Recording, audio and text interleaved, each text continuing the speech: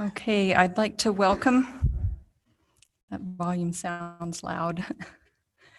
Are we good? Oh, thank you, Eric. Okay, we'd like to begin the meeting, and I'd like to welcome everyone to the meeting of the Canyons Board of Education. Today is September 1st, 2020, and we are meeting at the district offices located at 9361 South, 300 East. And we have Board Member Iverson is joining us remotely. So welcome, everyone. As this meeting begins, we will start with our study session. And the first item for study session is a report from the Canyons District Equity Steering Committee. And I will turn the time over to Superintendent Rick Robbins. Thank you, President Teeny. Great to be here with you all tonight, and I'm excited to share our update on our Equity Steering Committee. And I first want to tell our members, Mont and Amanda and Amber and Charlie, thank you for their willingness to meet and participate and share their insight. So if we can get the slide deck up. I'm missing somebody.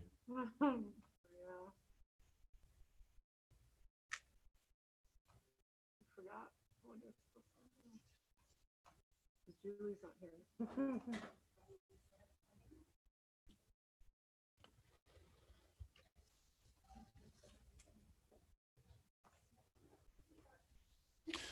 So just to that end, while we're getting the slide deck up, I might just add a little bit about a couple of points that we're going to be discussing. So, oh, there we go. Okay, we're ready to go.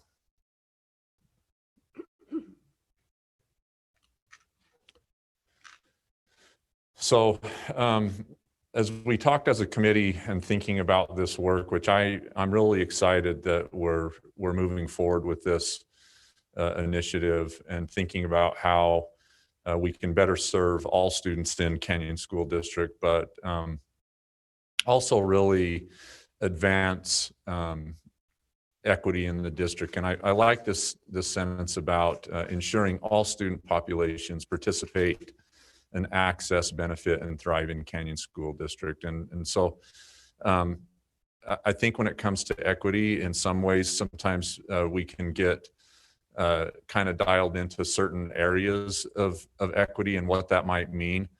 But it really does have an intention to serve all kids. And so this statement followed the resolution, the joint resolution that we shared as a board and superintendent a while back. And I think this is a great next step. So you can kind of see here, thinking about the process, and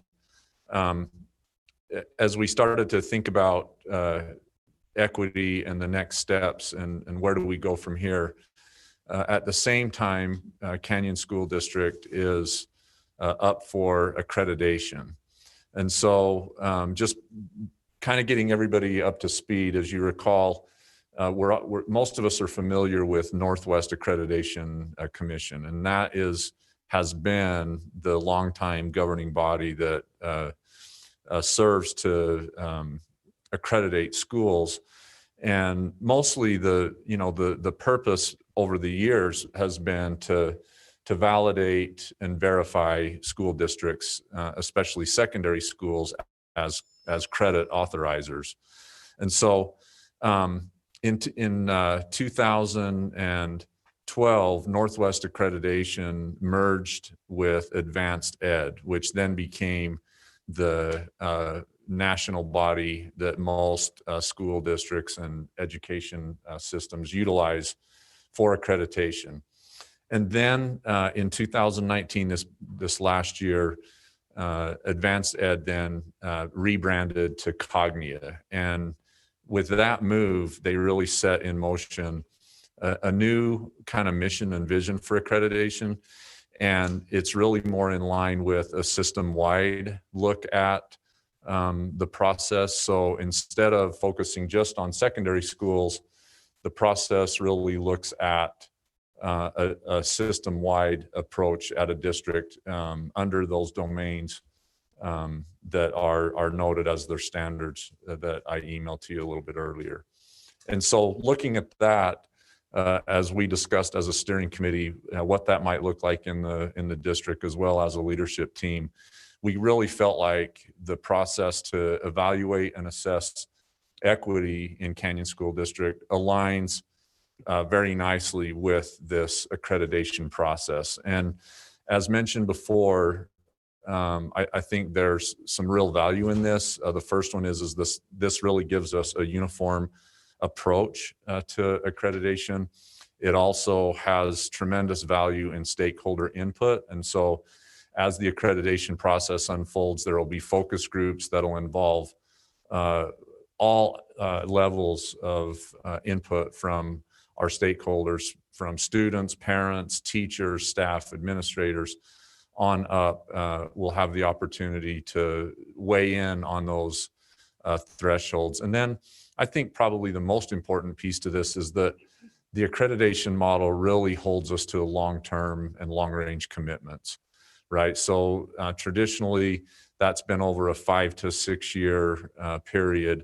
And it also has review mechanisms in there so that during that time, the district and the accreditation body have the ability to check in on really how we're doing in aligning our actions to our goals that we set. And so the accreditation readiness part of this, or the kind of the kickoff to this process, is already underway. And I think that just aligns perfectly with the direction that we want to go with equity. So the steering committee made the decision to make their recommendation to the full board to move forward with accreditation folding into the accreditation process. So you can kind of see, to really understand the challenges and successes in Canyon School District, some of the focus areas that the steering committee would like to look at. And so part of that recommendation would be a comprehensive equity assessment and audit. And this actually, running parallel to the accreditation committee, the steering committee recommended this, but also the accreditation readiness assessment committee that is composed of district administrators and principals also has recommended an assessment, an equity assessment and audit. So you can kind of see some of those focus areas, which, by the way, as we discussed as a steering committee, these areas of focus also align to a national equity and excellence report that was given to the Federal Department of Education in 2013. So you can really get a sense for how broad that this tool is. And the steering committee also recommended that we would begin with an internal audit and assessment on equity. And then depending on how that goes, if the committee felt like that there may be some biases in that internally, that the potential to also look outside, as we've discussed before, with a third party evaluator could also be considered. But we'll start internally, and you can see there, this is a very broad range of topics, all the way the finance system. So thinking about an equitable approach to allocating resources to meet the needs of our students. And then secondly, student access to high quality instruction. And really, this is a very key element, right? We want our students to have the very same access to high standards of instruction, whether it's courses or support, administration, social, emotional, wellness, all of those things and benefits and opportunities should be afforded to all students. Also, another important aspect to this is a comprehensive review of school names and mascots. We know that recently in our country, there's been a push really to look at names and mascots of schools that really may not be in line with equity in supporting our students. And along with that, I would recommend to the board that we also take a look at school traditions and potentially some activities that go along with that in our schools. Sometimes we know that, some of these activities and traditions over time occur, also kind of fall into this same category. So that would be part of it. And this next piece, I think we all know just how critical and important early learning is, right? And understanding, especially in pre-K and up through third grade, what that looks like, especially considering economically disadvantaged students and their access to high levels of engagement to improve literacy. Parent engagement. So we've talked a little bit already about communication and translation support and service, and we know how important that is. And so that's something that we want to take a look at, especially in areas of high poverty that may need extra support for our students to stay on track for graduation. And then the last bullet point there is on governance, right? So thinking about district-wide mission, vision, and policy that supports equity.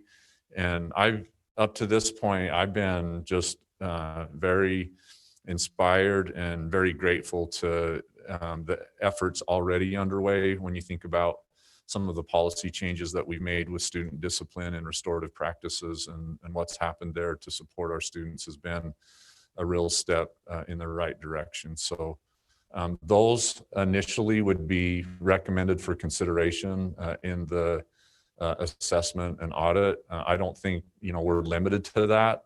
I think as we continue to kind of unfold this and unpack what this might look like and how the audit will go forward, there may be other things that the steering committee may want to consider in that process. And then lastly, and then I'll take questions. We had also lengthy discussion around the board student advisory council, and the steering committee would like to recommend to go forward with that. I would ask for your guidance and direction on the composition of what that might look like. But I think we are in agreement that student voice in this process is a very important aspect to equity, and understanding, what the lived experience and the opportunities that our students have or may not have, and how that directly impacts their outcomes are important. And so I'd like maybe some discussion or some guidance on that, but I was very grateful to the steering committee for their commitment and their thoughts on moving forward with this advisory council. I think this will be a big part to continuing to gather that input from the students and their perspective in the process. So thank you, and questions. Okay. Okay, board. Questions, comments on this? What?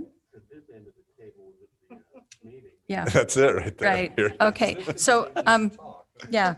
So do you have comments, questions? I did have one thing on the governance around mission, vision, and policy that supports equity. So I just want to make sure that I understand that the audit would maybe identify places within policy and our board adopted mission and vision that could be revisited, but we do have other committees that meet to go over policy revisions and vision and mission. So Yes. would the audit then just identify some things and then send those things to those committees for further work? I think that would be a great process, Nancy. I think the steering committee could, as we look at opportunities, potentially for growth or improvement, is that the steering committee could then delegate those responsibilities to the appropriate committees to take up. So, Okay. Yeah, I just didn't want to have, kind of overlapping work done. Yeah. And, okay. And then, so Superintendent asked about wanting a little bit of discussion around the Student Advisory Council. So what are some of the thoughts that we have on that? Because the school year started, and so that council normally will be selected around this time of year. So if we're going to have that selection process different or the makeup of the council different, I think we need to get that communicated out as soon as possible. So ideas on that? Just a couple. Mr. Wrigley? Yeah, so yeah, it'd be interesting to see. I don't know if you're going to base it upon populations of ethnic groups in the school, perhaps, that would be related.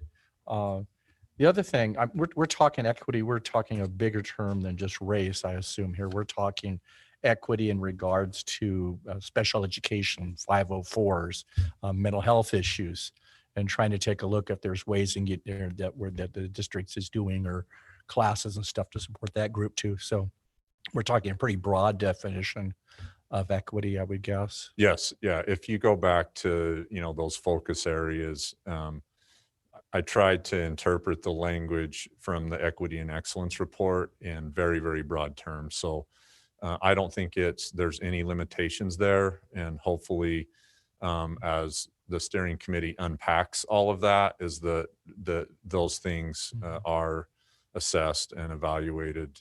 Yeah, even on our group, our student group, it'd be nice to have somebody on a 504 or some kind of a disability to give that perspective into that group, somebody with autism or something. I'm pleased we're moving forward with this. It'll be interesting to see. I don't see, we've been working hard as a board the last several years to sort of be equitable by using funds and stuff. It'll be interesting to see, and we look at equity also on how the process to our kids that are in our advanced classes get as much support as our kids that are not. They're struggling, and how does that go too? So good luck on balancing all that, because that's going to be fun. But I support this process, and what's a good number for a group as far as students? I mean, if you get it too big, you're not going to talk. You'll get lost. Yeah, I think traditionally, my understanding has been mostly student body officers, and I think they're terrific. They're great to represent their schools. I'm not sure that fully goes to your point, Steve, in representing the diversity that's necessary, especially in alignment to the audit and the equity initiative that's underway. So, but again, yeah, I mean, a group gets too big, then it's unwieldy, and you may not get at some of the issues that, you really want the feedback and input on. So, I think being thoughtful about, who are those ambassadors is going to be key.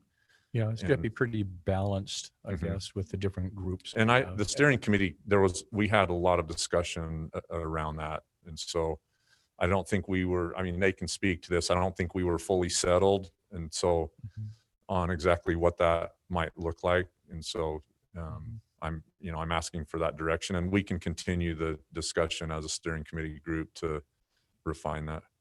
With the student group right now advises us on policies, would they continue doing that, or just totally work on equity? I think all the above. I mean, the equity piece that's a pretty big, as you said, that in scope, that's pretty deep, but I'm open to whatever direction you'd like to go. I mean, I'm guessing in the past that's been very helpful to have them weigh in on policy, because the policies that the board passes, impacts them daily. And So- yeah, okay. Well, thank you. Okay. Mrs. Oakes, Mr. Millerberg, and then Mrs. Gill.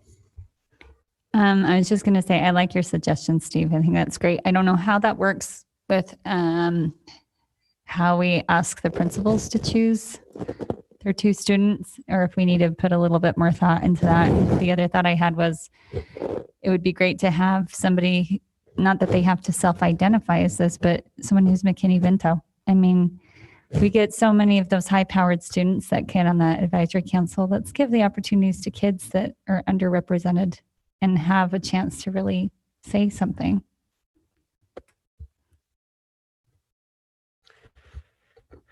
Yeah, the point I brought up at our meeting was you have the student body officers, and traditionally you've had two from each high school.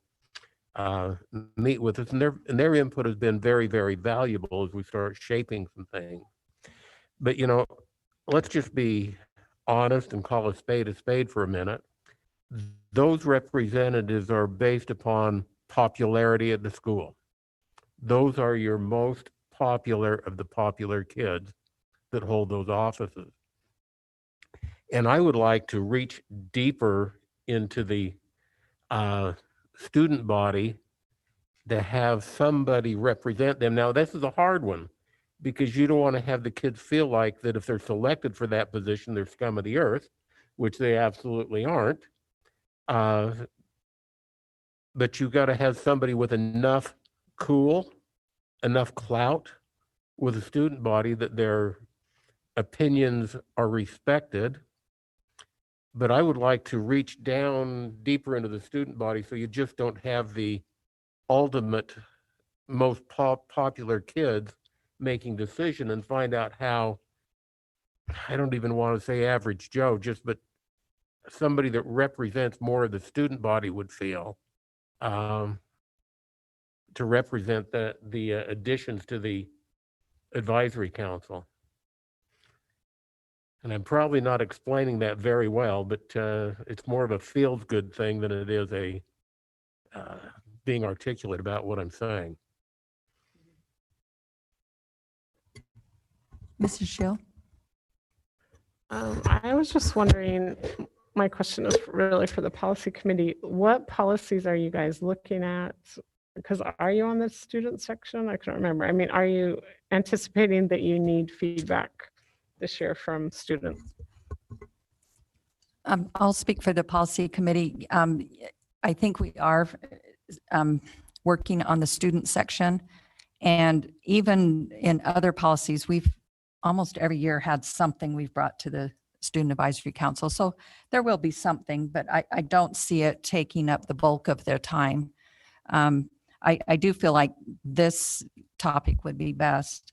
And then while I am speaking, I just, on the group size, I agree with what everyone has said as far as reaching out and getting a broader representation. But back to Steve's question about size, currently we have 2 students from each of the 5 high schools. And I'm wondering if we should add representation from Diamond Ridge so that it's our 6 high schools. And then also, when you talk about group size, if we had 4 representatives from each of the schools, is that too big of a group? I guess recognizing that they probably all won't be able to come every meeting, but that would maybe increase our chances of having a representation from each of the schools at every meeting. I don't know, is that number okay? And then, yeah, Mrs. Arnold. That is my first question, is how is the Student Advisory Council decided? Is it just decided from, how is it decided? So it's traditionally been just SBOs, but I'm open to that, to the process now, Clarine. I mean, I think my So that first people know what an SBO is? student body officers. Okay. So my first inclination would be to work with the principals to determine how that process might look. I agree with everything that's said, right? It's difficult to determine exactly what that process might be. I do, being a former high school principal, I think our principals are very in tune with their students and certain kids that may, this may be something that they might be interested in and really, adding their perspective and their voice. And it may not be, I think back to my own experience. I had students that I took input often that were not student body officers, but they were kids that I knew that I could count on, that I could just visit one-on-one with, to just say, hey, tell me how is this new policy or this new thing that we're doing impacting you? And, they were always willing to share. So however it looks, I think our high school administration I would recommend that they're involved in that process. So I agree too. I remember back when my kids were in high school, a policy was put in place that the students couldn't wear gang-related colors and or gang-related clothing. And my 2 students came home and said, Mom, that was the worst policy we ever made. And I asked them why, and they said, because now we don't know who we're walking through, around, or in between, and we're getting beat up more than ever. And so I really am excited about looking at this and, like everyone said, going and trying to figure out how to make this a broader group and who we're bringing in and what their perspectives are about life and what's happening to them out in the real world. So I'm excited about that also. Thank you. Thank you. Mrs. Oakes?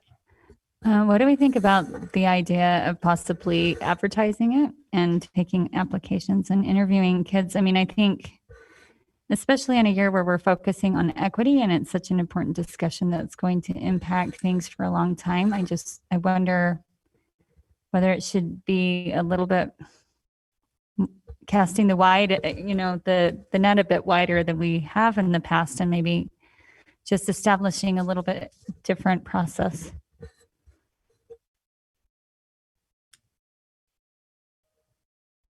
Mr. Millerberg? I really like that comment, Amanda, because, I go back to when my next to the last child was in high school. They had an office as a student body office, but it was not an elected office. It was an appointed office, and it was the, the media officer. And the kids would put together a portfolio. They would put it before the student body. The student body would see everything, but the decision was made by school administration to select who they thought would do the best job. And I really like the idea of having people submit an application to be there, because you certainly want people that are there. And I also think that, especially where we've got seasoned administration in pretty much every high school right now, the principals know the kids and know who can be depended on. And most of all, the kids that have pretty good judgment. There's a risk in that also, because there are students out here that maybe can't do the application, or they can't do the interview, or they can't do the process. So once again, back to the equity question, right? About if they're on a 504 or they have an IEP. So then we're back to, how do you come up with how it's equitably going to look to decide who those students are? Just putting that out there. Mr. Iverson? Yeah, so more broadly, really like the direction of the Equity Committee and love the approach. I think we're headed in the right direction. I think specifically with the Student Advisory Committee, I think we ought to, instead of getting into the details of, do we include someone from McKinney-Vento or not, I think we ought to take a step back and better understand what the purpose of the committee is, and then be really careful to not be overly prescriptive to the principals. I think someone suggested, I think it was you, Rick, that, hey, the principals, they know the students better than anyone, and let them decide. And I think if we try to target and say, hey, we want someone from this demographic or that demographic or this ethnicity or that ethnicity or this religious background or this socioeconomic background, that's not the approach that I want to take, candidly. To me, that's not equity. And so I think we want to give, I should read the principles that we've got in the equity pledge or whatever, but I don't think that that's what we're saying. If it is, I don't think that that's what we're saying. So I just think we need to be really careful by saying we want a certain type of person, regardless of how we divide and stereotype people. That's not equity to me.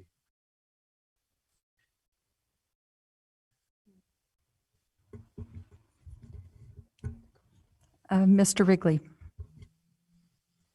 Yeah, I strongly support this. I encourage, though, that in all this partisan stuff, we try to keep politics out of this. And as we find stuff, we find our blemishes within the district. Almost before we present our blemishes, we actually come up with a plan on how to address those. So we don't leave ourselves up for, oh, there's a blemish, and then people come after us because of that. I think when we come up with something, we need to present it and say, this is how we're going to do it. Otherwise, I think the committee or this process may leave ourselves open. We're honest to bring things up, but then open to be attacked for bringing these things up. So maybe at the same time we bring them open, I would encourage us to have a plan on how we're going to resolve that. Yeah, I think to that point, Steve, it's important. The alignment to the accreditation process, I think we'll do that. If you recall in those domains, and I can't recall all three off the top of my head, but there are 10 to 12 standards that are built within each. And so in those focus groups, we're going to have to come up with goals that align to those standards. And I see all of the issues that we've identified in those areas of equity folding right into those standards. And so I think the planning and how that unfolds over the next 5 to 6 years there'll be a very nice flow to how that works and how uniform it is in how we measure those outcomes. So, and I think to your point, that really exemplifies exactly, what you're talking about, that we really want to be able to make that uniform so that it just doesn't run all over the place and it's nebulous and we're not able to really hone in on those goals. So good. Well, I appreciate it. I mean, I'm very supportive of the process. I'm just worried about a possible backlash. Even when putting all the kids together, how we're going to try to figure that out so we don't have people trying to take over agendas. Yeah. And in this process. Good point. Thank you. Thank you. I will make an attempt to summarize what we talked about with at least in regards to the Student Advisory Council. So it sounds to me that we're in agreement that the council could be expanded in size to include Diamond Ridge and 4 representatives from each school. Are we okay with that? Okay. And then we also, I think we're in agreement that we do want broader representation from the student body. And I think we are in agreement that the principals really, they know their students and they probably have a pretty good idea of who would not only provide a good perspective to this council, but who also may benefit from the experience. There was talk about maybe an application process, but then some concern about having that be too prescriptive, and the board maybe shouldn't identify what is included in that application, nor set specific numbers of stakeholder representative groups. Is that kind of what I'm hearing? But that principals consider all of the different background and perspectives that a student could bring to this council, and that the process of application itself just generally is a good process for at the school level, just so that it's, instead of just being a principal selecting, I know you and you and you and you, will you do this? That it is opened up more broadly to students. Well, right. Like I like and a Amanda. very simple process. Yeah, I like Amanda's idea Mhm. about something that people would be able to do, but not very in depth, but just an interest, because Mhm. I think when you have 2,500 students at a school, to say that the principal knows everybody, I don't think that's really true. And those kids who are the kids who are out there who have great talents, but not necessarily like Mont-Saint, the popular talent, right? Then it's more difficult for them to be seen and recognized because a lot of those students are the quiet ones who go through the system and they're not even known. Mhm. So I think some kind of short application process, or just even put your name on if you have interest, Yeah. and then an interview that's So not, kind of a statement of interest and then, yeah, and then an opportunity to an just visit in opportunity. person with the principal. Is that okay, Is that- Amanda? Is that what you? Okay. Yeah, Mrs. So I was just thinking, I see merits in both systems. I'm just thinking out loud, so bear with me. But in my mind, I think it would be tragic if we had 24 kids show up and we didn't have any special ed representation, which could happen, right? Or if we had no ELL students, no McKinney-Vento, you know what I'm saying? Like, so there's this part of me. And also what happens when we have English second language learners? How are we going to make sure that it's translated and that they have access to information about it? I mean, kids find information about scholarships and they apply for those things. I wonder whether or not if we had someone kind of collectively kind of keeping tabs on what kind of a balance of representation we are getting from each of the schools, and maybe keep the lines of communication open with the principals about the fact that we might need someone in a particular area. Yeah, I can do that. No. And I mean, the charge you're giving me is a broad representation. Right. So, you know, I think we can balance that with our principals without prescribing. So. Well, I just want to say, like, I think we should give the principals some flexibility, and I don't think a person has to apply if the principal thinks someone would be good. Like, I would just like them to, have some leeway on that. Okay, Mr. Millerberg and then Mr. Iverson. Yeah, I think that as you look at our student bodies, our 5 comprehensive high schools all have 2,200 plus students in there. And, you know, I think that if you start prescribing that your skin has to be a certain shade of tan to qualify, or if you have to have a disability, or if you have to have certain things in there, that becomes limiting, because in a school of 2,200 kids, for every one kid you would pick to take that position, you probably have another 100 to 200 kids who would be totally capable of doing it.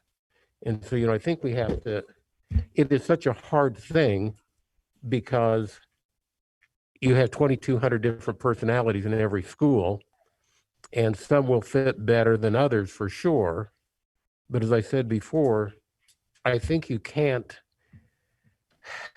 prescribe certain characteristics that the student has to have to serve, but you also can't exclude anybody because they have certain characteristics. And, you know, I don't know if it's a student body issue, if it's a building administration issue, but I just feel like if your student body president on the cool scale is at 100%, I'd like to reach somewhere down around 75% on the cool scale. Just so I've got some diversification of opinions and some depth as to what we're looking at from, you know, if the students are really going to advise us, I don't just want the 100% cool kid telling me what to do.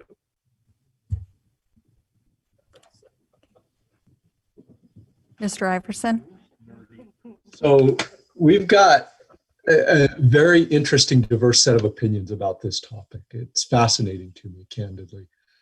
I worry significantly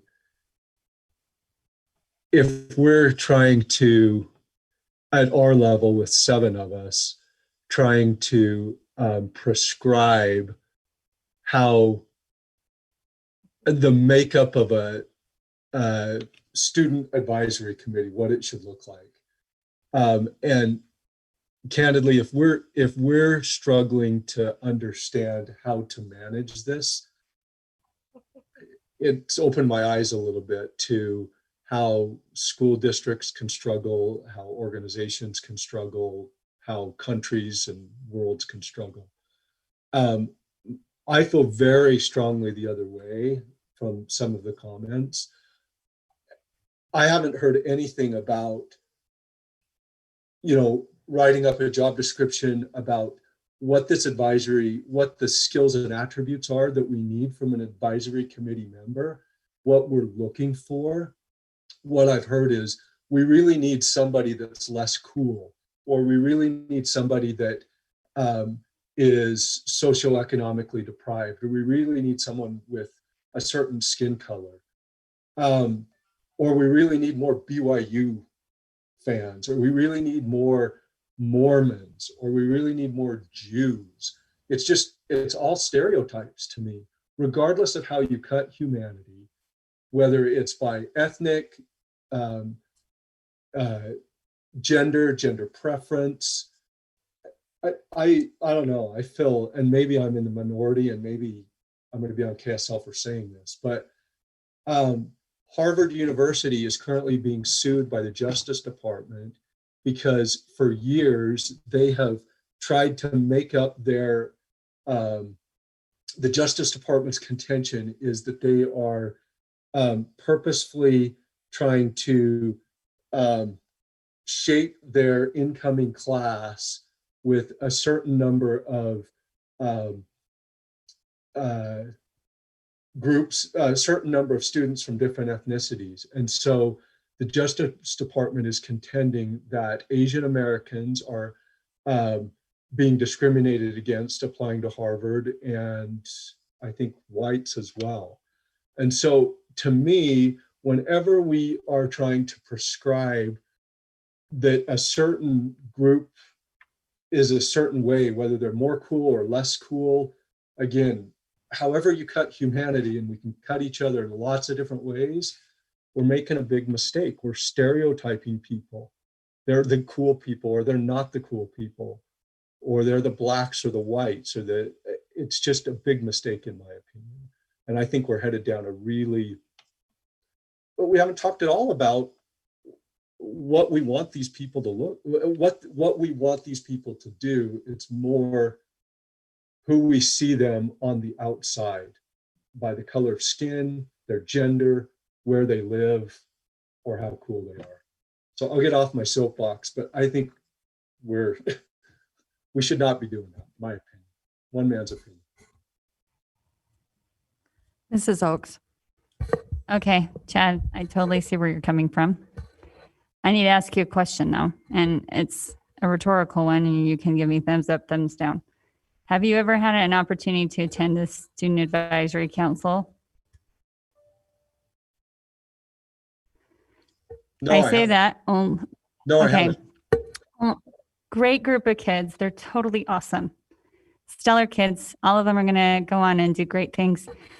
But it feels very, what's the word I'm looking for? It's not diverse.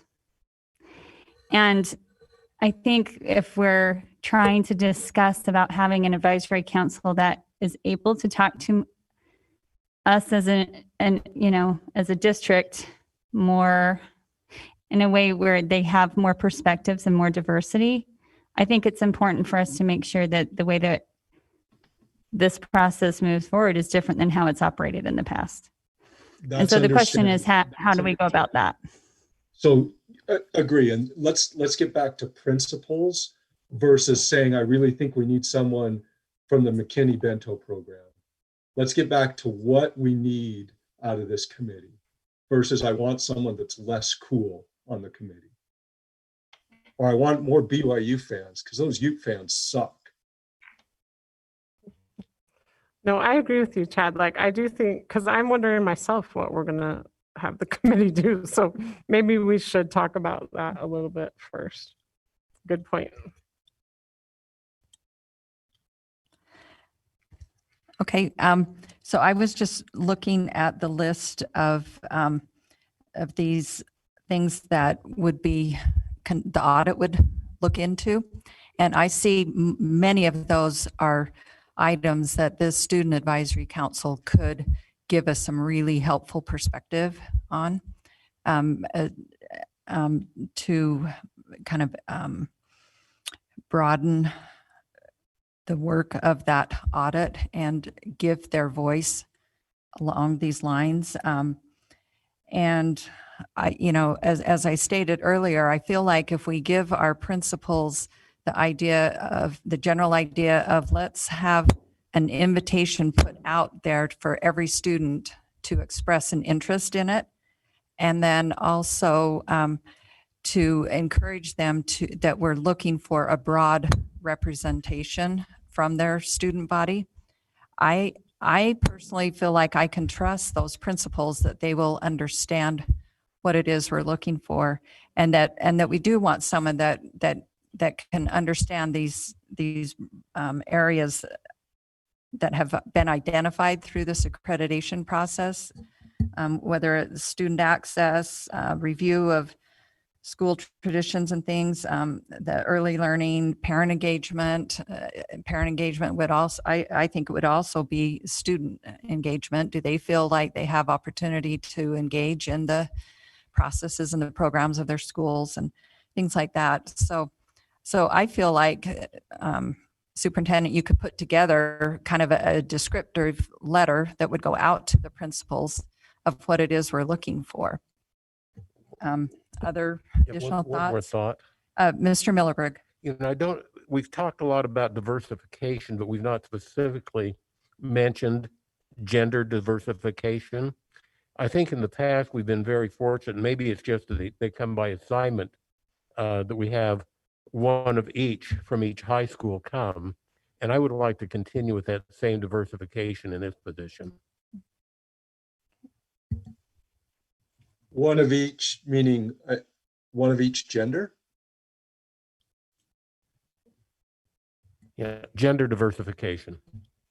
Well, I would like to have then one of each that identifies. I'd like to have someone that identifies as a man and someone that identifies as a woman. I'd also like to have someone that's Mormon and someone that's not Mormon from each school.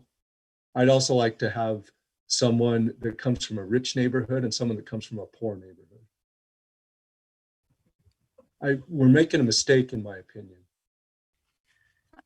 Okay. Are we okay if we just say broad No. representation?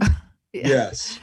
I think we're back. I think Okay. we're back to let those people who want to put in, who have interest in what we're doing, and there will be a broad amount of people. I mean, that sounds like a bad word right there. There will be a broad representation of people or students who put in to be able to do it, and those who don't, and those who do. And then they can choose from those students. Once again, if you start, like Chet said, once again, you start saying, well, we need this, and then we need this, and we need this, and we ourselves are doing what we're trying to not do. Exactly. I think we're stopping the equity thing instead of letting it go on the way it should. So I think we need to just say a broad representation Just and let it go where it goes. I think to that point, if I might add, is that I think, allowing the principals that flexibility, once those students are selected, I would recommend, so that we avoid preconceived notions or ideas about their backgrounds, that's not presented or shared up front as members of the advisory council. And then that way there's no biases that may emerge on our part, which, we could naturally make judgments based on whatever their backgrounds might be. But once they're selected to be on the committee, then at face value, we listen to their input and their lived experience. I mean, the framework, and I wrote this to try to capture what I heard from the steering committee, is that students are to provide their voice to matters of equity that directly impact them. So that right there frames in terms of how that relates to all of those areas of focus that we'll look at, as you mentioned, Nancy. But I think once we get to that point, the board and we should both be blind to whatever their experiences are and let those emerge from their experience, so that we don't taint that process. Okay. So do you feel like you have Yeah. clear direction, and board, do you feel like the direction we've given is where we want them to go? One last point, term of the appointment, I was thinking Mm-hmm. 1 year. Is that, And traditionally, that's is what that it's what it's been. been? Okay, Mhm. okay. Okay, You know, Nancy, yes. as we've attended in the past USBA meetings, talking to other districts around the country, I can think of one specifically, I think it was up in the state of Washington, where they would have 2 representatives on the council. One would be a junior and one would be a senior. And the junior would then be there, and it was a 2-year appointment, and they would rotate on and off, and that way they would have that experience going into their senior year from being there as a junior. That's just a thought. I'm not saying we have to do that or I even want to do it. That's just another thought. Well, and that brings to mind maybe in the statement of interest that principals use, it could be that either juniors or seniors could participate and not just limit it to seniors. But then you're not making it equitable again for So, whatever it is. okay, so are you thinking that any of the 4 Yeah, years, any student, so not have it limited to, I like having some experience in the high school. I think that prepares them better.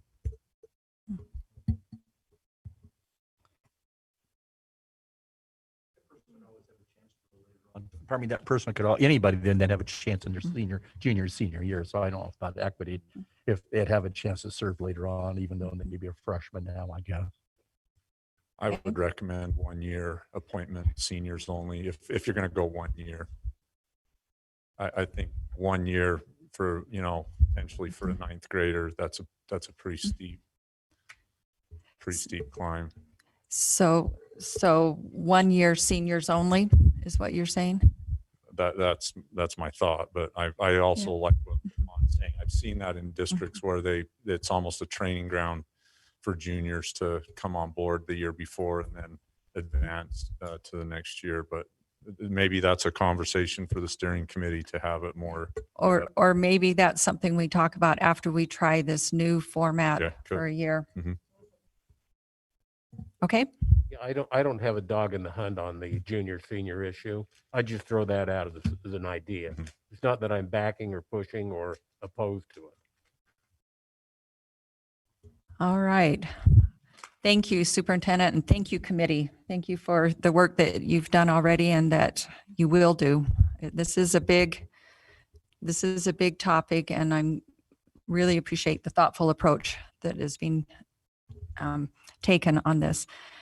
Okay, next item is our annual open meetings training, which is required by state statute. And I just, before I turn the time over to Dan Harper, just want to thank the board because I know that we all did complete the USBA training on this.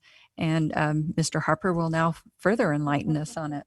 This will be the graduate level course, right?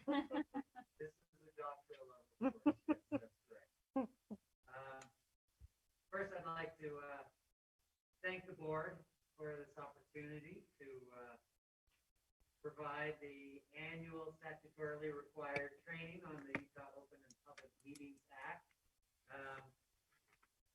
I was going to start out with a lawyer joke, but I ran out because there really are only 3 lawyer jokes and the rest are true stories.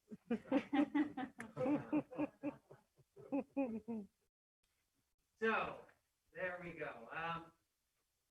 The reason we're here is because we are required to be here, and I appreciate President Tingy recognizing her statutorily required duty to provide this annual training, which we're doing this evening.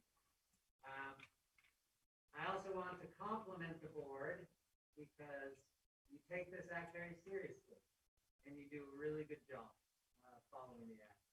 And it makes my job much easier as well. So thank you. What is the purpose of the Open and Public Meetings Act? Well, that you do your actions openly. And you ensure that your deliberations allow for an open public process.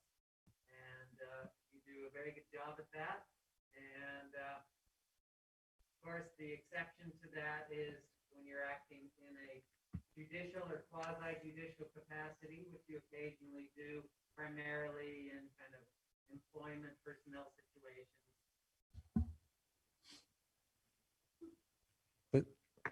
There we go. Thank you. We need an accountant to figure out what I'm doing wrong. So those are the times when you don't engage in your deliberations openly, and we'll talk a little bit more about that. First of all, it's what constitutes a meeting. One of the things that a meeting requires is that there be a quorum present.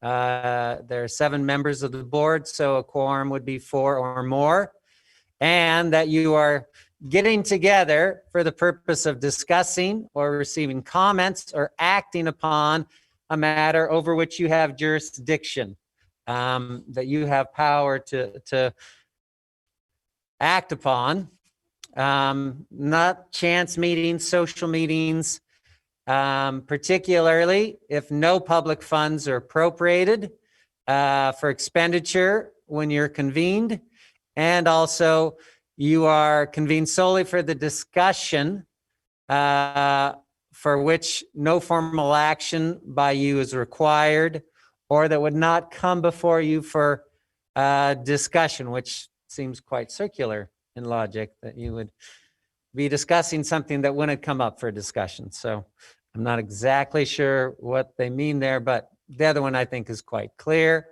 So in order for the public to be engaged, they have to have notice. So you provide notice of your annual meeting schedule, which is on the website.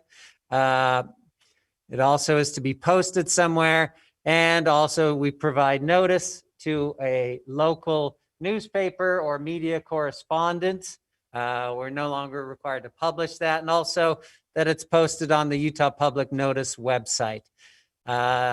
Same goes for individual meetings, at least 24 hours before, except in the case of an emergency meeting, we provide notice to the public, the same format for that as well, that it's on our website and also on the Public Notice website. And we let a local media correspondent or newspaper know about it. If there is an emergency meeting, we provide the best notice practicable, given the circumstances, but it does have to be something that is, you're considering matters of an emergency or urgent nature for that meeting, which would justify having an emergency meeting. And then you just make a best attempt to notify all members of the public about that emergency meeting. When we provide the agenda, which we do 24 hours before, we try and provide reasonable specificity so that the public is aware of what you guys will be discussing, what the board will be considering, so they can be involved and provide you feedback either through public comment or contacting you directly. So each topic needs to be listed as a separate item. And President Tingy has the discretion. So if a member of the public comes and wants to talk about something, she has the discretion to allow a discussion to happen with the board as well. But you can't take final action on those non-agenda topics, even though you could possibly discuss them as a board. Of course, we keep minutes. Minutes are very helpful. If a member of the public is unable to listen or attend one of the meetings, they can go and get that information. These are public records, so they can be obtained by grandma. One of the things we provide is a complete and unedited recording of our meetings. Those are posted on our website. And those are to be made available within 3 days of our meeting. So people can go there, and we do a great job. I think we're usually within 24 hours, getting that information up there.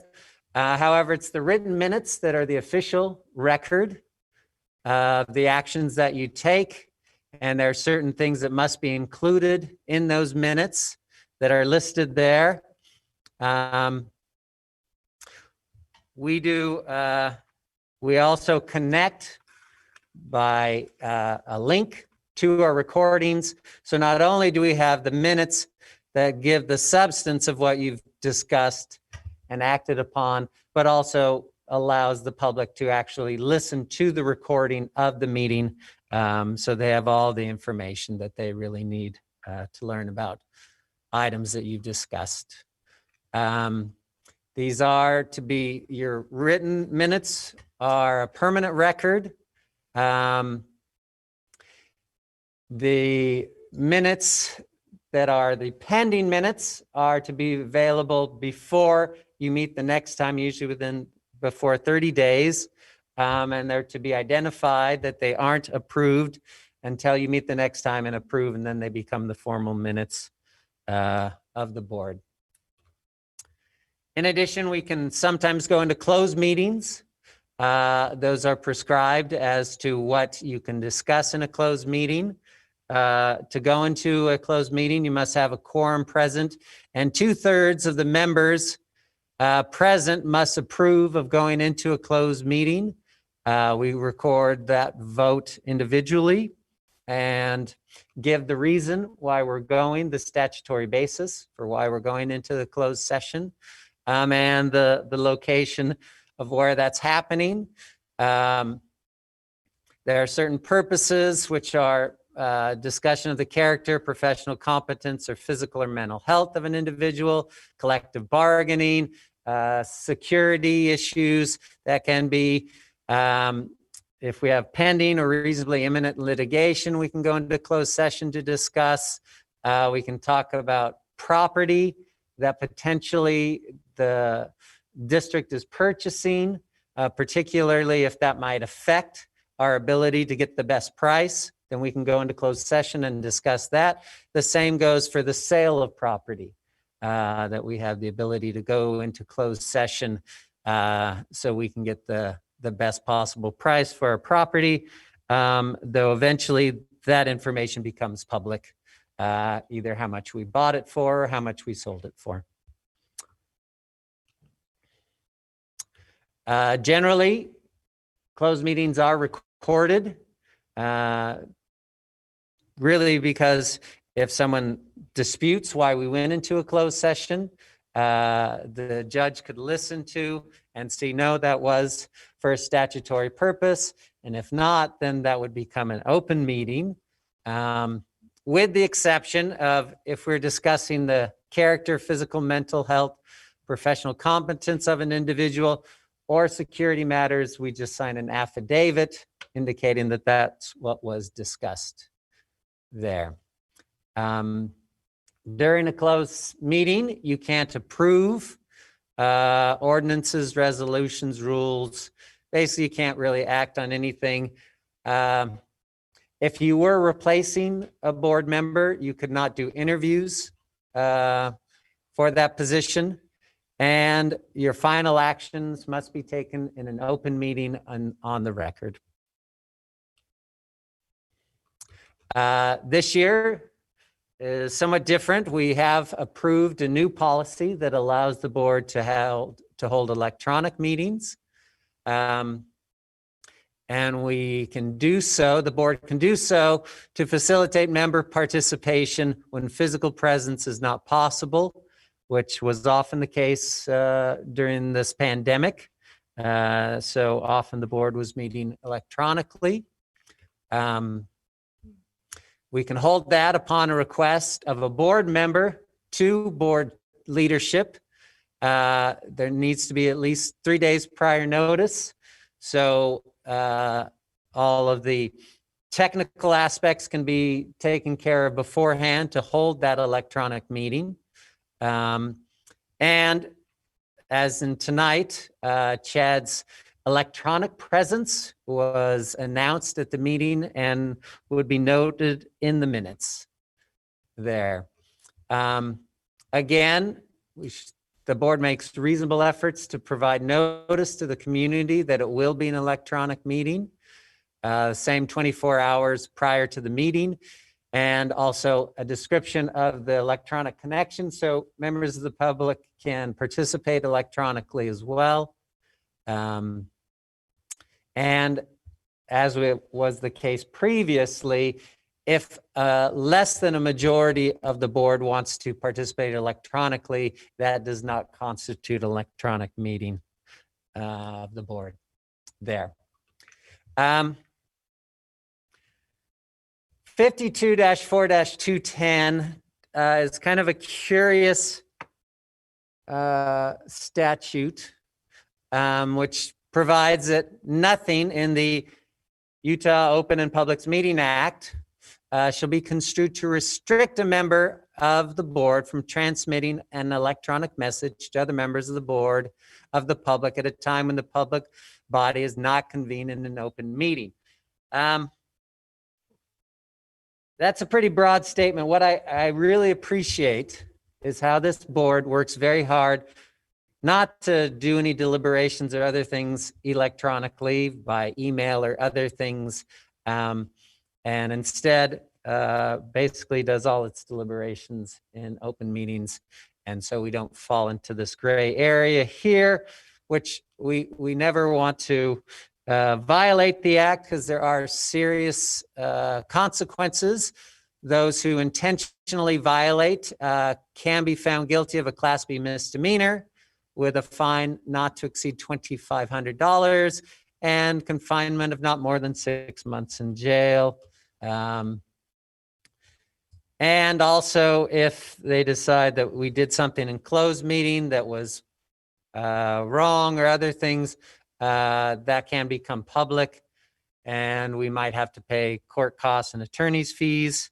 But fortunately, we've never had these kind of issues with this board, and you do a very good job as far as how long people have to bring a claim of a violation of the Open Meeting Act. It's 90 days, or if it's a bond, 30 days. So they have to get on it, but has never been an issue, and with good training should never be an issue. So I assume no questions since you're all experts on this act. Questions, anyone? Thank you, Dan. You're Appreciate welcome. that. I That's only have one always helpful. question. Oh, Mr. Millerberg. And maybe it's just my lack of electronic ability, but I found a copy of the superintendent's information attached to your part of the agenda online in Board Doc. Did anybody find the one he just gave us? Because as I look at my Board Docs under the open meeting law, I get the superintendent's attachment again. Mine was the slide deck. Is that what you're looking for? The slide deck that Uh-huh. mine was on there. You know, I just did it and I got the same. So maybe. Okay. And maybe I did make one revision, and we'll update. It was on the publishing to a newspaper, which was old. We don't publish in the newspapers. I'm anymore. glad that others By had the notice. same issue that I So was that not may have totally be inept what in electronic. caused your inability at the moment. This morning I got the right one, but now it's, I don't know. Yeah, I'm not sure, but we'll fix We that. can fix that, but yeah. Right. Okay. All right. Thank you, Cindy. And we appreciate, And thanks, Mont, for bringing that to our attention. and I just want to state that much of our ability to operate the way that we operate is because of the help that Cindy gives us.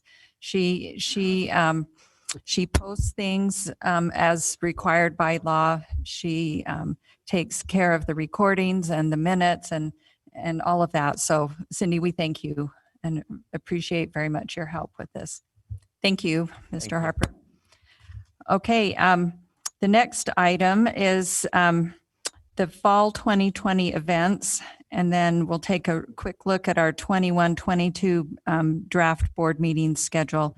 So first of all, on the fall events, I'll ask Jeff Haney to come up and discuss some of the these events. Now, as we know, spring events, a lot of things were altered or canceled, and so I just felt like it was important if we just took a minute and looked at some of the traditional fall events for the district and what we're thinking in regards to how we're going to do those. Thank you, Right. Mr. Haney. Thank you so much, President Tini. So there are two fall events that are traditionally held in the Canyon School District. President Tini asked us to discuss those two fall events with the Board of Education to give an update on how we proceed and also ask for guidance. The first event is the Canyons Education Foundation's golf tournament. 11 years ago, we made our first journey to the Wasatch Mountain State Park Golf Course for our first ever golf tournament at the Canyons Education Foundation. And since that time, we have gone to some other golf courses, but this year we again are returning to Wasatch Mountain for our 11th annual tournament. The foundation has planned the event with safety in mind. It will be on Wednesday, September 23rd. The foursome of golfers will hit the links at 8:30 a.m. and we'll have rolling tee times for all of the other teams of golfers until about 1 p.m. Both courses will be used. I understand that Mr. Milliberg also will be there that day. This will be your 11th year. Is that right, Month? Or did you take a couple years off? You know, I kind of lose track, but we did our first foundation golf tournament in conjunction with the Jordan Education Foundation at what's the golf course in Draper? Come on. South Mountain. South Mountain. Mhm. So this will be the 11th of our soul. So Canyons District. yeah, I missed four of them there in the middle for, you know. So exactly. So this will be your 8th time. Yeah. Yeah, I remember actually that first time we held our golf tournament at Wasatch Mountain, watching you golf. Mott's very good, by the way. He tells us that he can hit a golf ball from his backyard to Mid-Valley, and I believe it. Since then, I've had shoulder surgery and thumb surgery, so don't count on it. Okay. Now, this year, a portion of the proceeds of the golf tournament will go toward Connect Canyons. This is the initiative that Dr. Robbins would like us to start. It'll pay for the internet connectivity for low-income Canyons District students, so we can always engage in online learning. We can assist all of our students to be able to learn from home, even if there comes a time when, say, we have to pivot to online-only learning, or if in the winter we have a snow day. And instead of calling the day off, everybody can open up their Chromebooks and continue working. With the foundation, we'll have gaiters, masks, hand sanitizers. All that will be provided to participants. And usually we have a live auction at the event. The proceeds go to the foundation, but this year we'll have an online auction. So we will make sure that all of you get a link to those items that you can bid on and participate in that auction to benefit the Canyons Education Foundation. Denise and her team have already paired up the folks who have signed up to golf to support Canyons kids and teachers. But if you have any questions at all, or if you would like to come to the event to say hello to those who will be there supporting Canyons kids and teachers, please shoot a note to Denise Haycock in the foundation, and we'll do what we can to accommodate that request to be there. So thank you for your support of the Canyons Education Foundation. Denise and Susan wanted to pass along their best and that they're doing what they can to make this year's golf tournament a success, given some of the restrictions that we have because of the pandemic. Do you have any questions? Okay. The next is the annual APEX Awards. Now, the APEX Awards are for those in our district who go out of their way to help students feel special. They recognize and encourage greatness in students, teachers, and staff. They find resources for schools. They forge creative paths around big problems, and they work shoulder to shoulder with us to help build Canyons into a world-class district. The Apex Awards are the highest awards given by the Canyons Board of Education and the administration. And last fall was our 10th annual Apex Awards and Gala. We celebrated our 10th anniversary at the same time that we handed out our Apex Awards. But you know, with all that has transpired since March, it seems like it's been 10 years since we've had our last Apex Awards. Now, typically we open up nominations for the annual Apex Awards immediately after we announce our Teacher of the Year. But last spring, because of the soft closure of Utah schools, we had to push back the announcement of our Teacher of the Year. So we opened up our window a few weeks after we typically do every year for the Apex Award nominations. That said, we did have a shorter nomination window. However, we have received quite a few nominations for this year's Apex Awards. And, you know, these nominations came even though we weren't in school, even though a lot of people were at their kitchen tables or their home offices working. They were running their departments or running their classrooms, and yet they still took the time to nominate their colleagues for these awards that we give out every fall.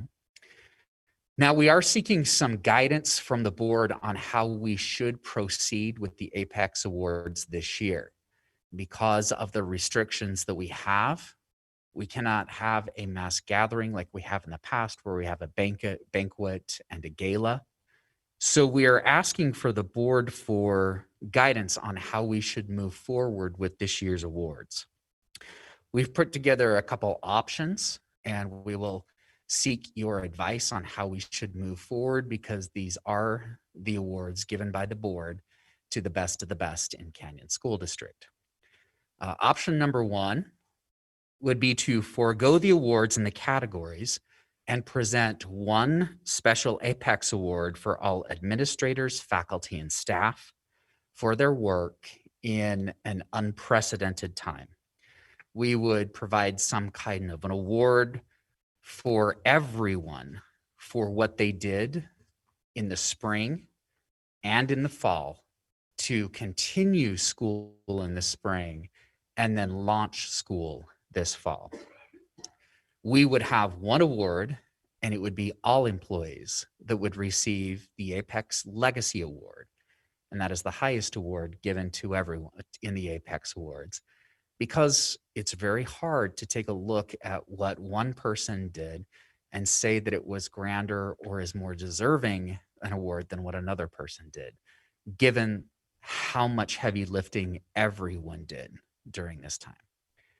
Now, option number two is to postpone the possibility of an Apex Award ceremony until January or February.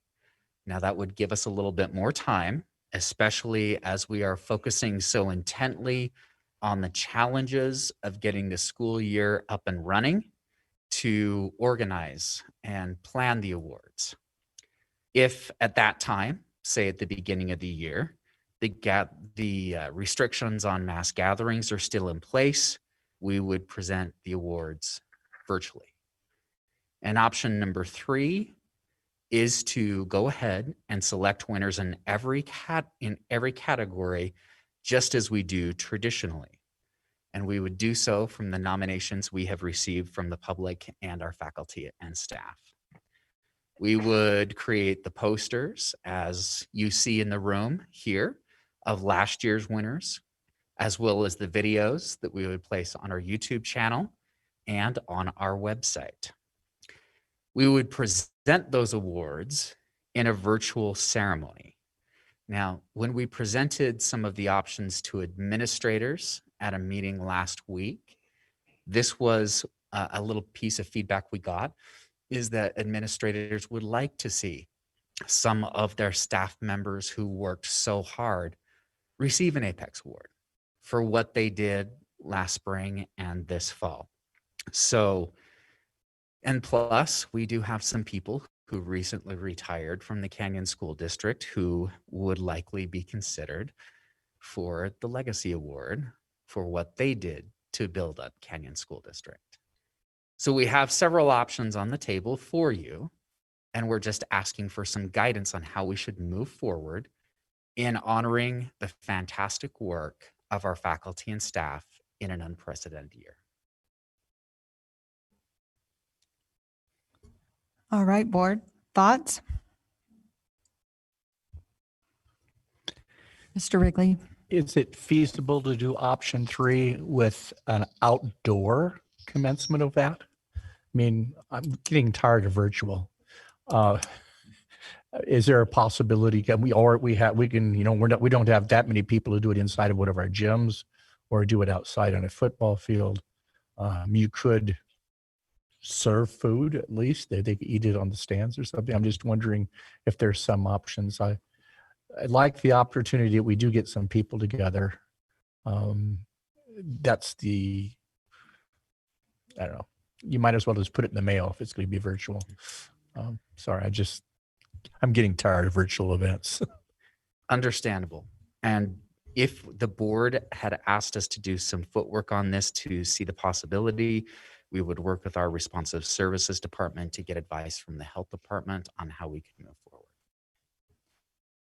Okay, Mr. Iverson has a question.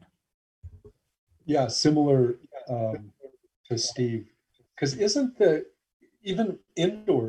indoor mass gathering restriction 1,000 people as long as you can social distance? And it's 3,000 outdoor, I thought. So I don't know. To me, it'd be interesting. I can't remember option 1, 2, or 3, but I think it'd be interesting to have some type of a normal Apex award. And I love the idea of giving an award to all the employees for everything that they've gone through. So if I understand you right, Mr. Iverson, what you're asking for is to look in the possibility of having an in-person event, but ensuring that we are following all of the guidelines for if we were to meet, it would need to be a larger space so we could have the distancing, but still have it in person, still maintain the same categories, but then also make sure that all employees received some type of an award for the work that they did in the spring and the fall. Yes, that'd be my suggestion. Okay, thank you. Mrs. Schill? I really like the idea of giving an award to every employee, but I want it to be meaningful. I mean, so can we do it so it's meaningful? And I'm not against maybe doing a later event if we do have all the nominations, or next spring maybe, I don't know. But I do like the idea of meeting in person, but I know that's going to be hard. But if you guys can figure it out, that'd be great. Okay. Thank you. Mr. Millerberg? For an opposing point of view, I really, really don't like the flock award. You know, I feel like I'm hunting birds and I'm flock shooting and see what drops out of the sky. Because I feel like if you give it to everybody, you've given it to nobody.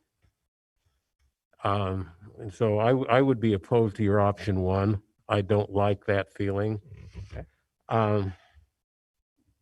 I would be in favor of your option 2 to postpone that till first part of the year, because I feel like there was enough turmoil starting in March of last year, and I still, I think everybody is to be commended for jumping in, pivoting on a dime, and making education work the best they could. But, I think 6 months later, we realized that the best we could do at that time is still not good enough for where we need to be. And I feel like right now we're still trying to get our legs underneath us and make sure that what we're doing is not only the best we can do, but is good enough to educate our kids in a really good way. And so I feel like right now we need to keep our concentration, keep our eye on the ball of making sure that we are providing a world-class education. And if these awards got postponed till the first of the year, I think that's a great idea. So yeah, that would be my preference. Okay. Thank you, Mr. Millerberg. Thank you. Mrs. Arnold. Apparently, we're all over the board tonight with this whole thing. So I really like doing the Apex Awards, and I think that I feel like if we can get together safely, people would come. Like even if we decided that, you know, the principals didn't come to that we just had the Apex winner came with 2 family members or 3 family members, the tables could be smaller. And then because family members can be together, right? And we could space out those tables to a distance. Maybe we can't have them come up and handshake, but we could have them stand at their table to be recognized versus coming up and shaking hands and taking their award, and maybe their award could even be at their table. I just think we have to rethink it a little teeny bit, but I think there's places that we could comfortably do that, just like they have, you know, restaurant stuff going on, that we could safely and comfortably do that. I know that then the principal's not there because that's who usually shows up, right? Is the principal or whoever, you know, is their co-workers that usually come. But maybe we could take it to just the family.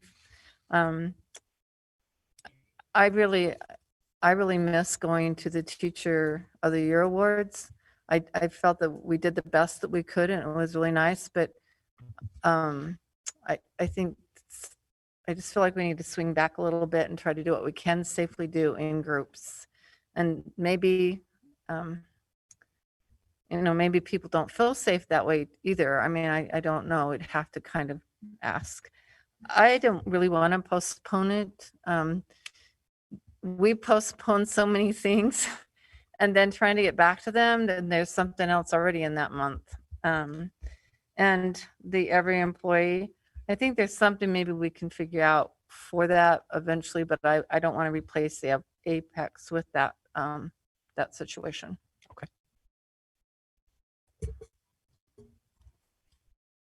Okay, any other thoughts? Does that give you something to go with? It does. Would you like me to take the input we received and rework some of the options and then send it back out to the board and then get feedback from all of you based on that? And then I'll work with President Tingy to move forward on the selection that the majority of you want to go with. Okay. If it's helpful, Monte, yes. Sorry. If it's helpful, Monte and Clarine have persuaded me that everybody getting a participation trophy may not be the best choice. So I'm more in their camp now. Chad, could you repeat that? Sorry, I just said they've persuaded me, Monte and Clarine, that everybody getting a participation trophy may not be the best choice. So I'm more in line with them right now. Yeah, I mean, I'm fine with that too. I don't feel strongly either way. Okay. Okay. Okay, great. Thank you very much. Thank you. Okay. And also a traditional event in the fall is the board conducts school community council training. So I've asked Alice Peck if she would just give us a really brief update of what is planned for that this fall. Okay, thank you. So traditionally our SCC trainings have all been in person, but this fall we will be offering both in-person and online module trainings for our SCCs. One of the things that we're going to ask our brand new SCC members to do would be to watch or attend our SCC 101 training. And then those members that have served on committees in the past, or excuse me, the SCCs in the past would simply watch our newest updated training for that year. So we are hoping to have those modules available online in the next week or so. But I did want to point out that our in-person SCC training dates will be both the morning and the afternoon or the evening of September 16th, and again on October 1st in the morning and in the evening. And so for those individuals that are not comfortable just watching the modules, or they want more of a Q&A and have some questions, they can sign up for the in-person training, but we are limiting that to 25 participants per training. And then the only other thing I wanted to update you on while I'm in front of you is that this year, in addition to asking our SECs to create a final report on their land trust plans, we're also asking them to create a final report on their TSSP plans. So in October, we will ask them to create both of those. Our TSSP plans will then go on Data Dashboard, and we will be sharing those final plans with the board. Any questions? Okay, thank you. Any questions? Okay, thank you. Thank you, Alice. Okay, and then the final thing on this part of the meeting is board, you'll notice on board docs, there was a draft board meeting schedule for the 2021-2022 school year. Yes, we are getting there. That's and so if hopefully you've had a chance to take a look at that draft meeting schedule. It pretty much follows the practice that we've done the last couple of years as far as meeting the first and third Tuesdays of each month, and not meeting the week of spring break. And I know that the spring of 2022 will be the local caucus meetings in March. And while we've checked with each of the parties, they have not set that date yet. But if they follow traditionally when that date would be, it would be on March 22nd, which is not at this, we have not scheduled a board meeting on that night at this time. So any questions on this draft schedule? And if so, yeah, let me know and we can make changes, because we'd like to bring it back next meeting as a consent item for board approval. And if you can't think of anything tonight, you could let me know before next board meeting. Mr. Millerberg. Yeah, you know, it used to be kind of complicated to look at what your personal schedule was, but with the addition of virtual meetings, it makes it to where it's not nearly as big an issue to have conflict with other family things that you may have. So to me, it looks good. Great. Any other comments or thoughts? No. All right. So we'll just, if anything does come up, let me know. And otherwise, we will have this on consent agenda for next board meeting. Okay. All right. That concludes the items on our agenda for study session. And so we will convene our business meeting. Let's just take about a 3-minute break. Thank you.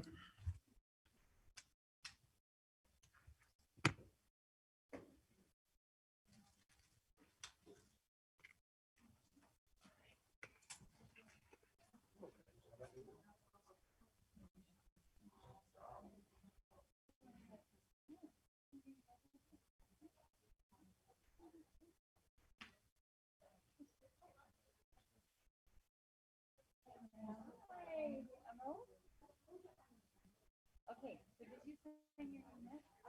Nancy, this is I figured.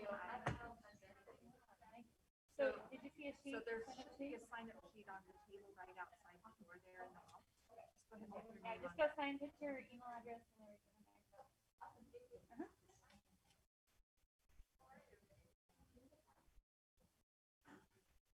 We go over no matter what. We are getting better. I know. I think it's good that we make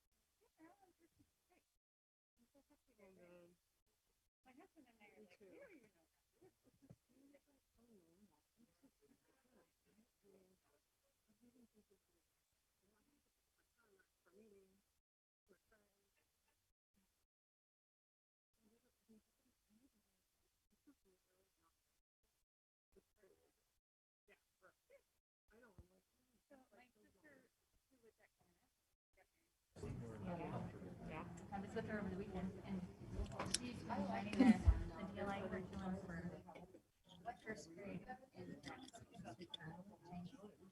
and she was going helping Ladies and gentlemen,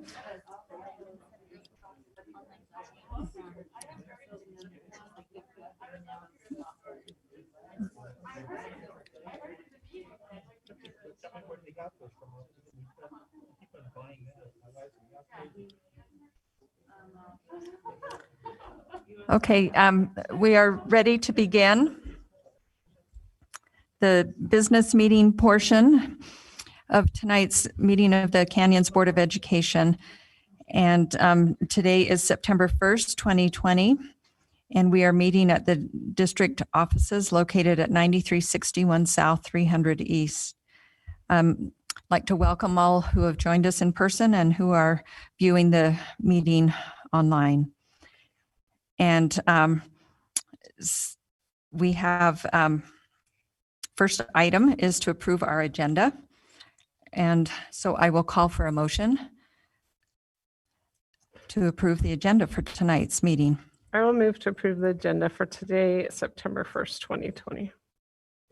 Thank you. Is there a second to that motion? I'll second that. Thank you. Any discussion to the motion? Seeing none, I'll call for a vote. All in favor, say aye. Aye. Any opposed? All right, that motion passes. Thank you. Okay, next we will be led in the Pledge of Allegiance by Superintendent Rick Robbins.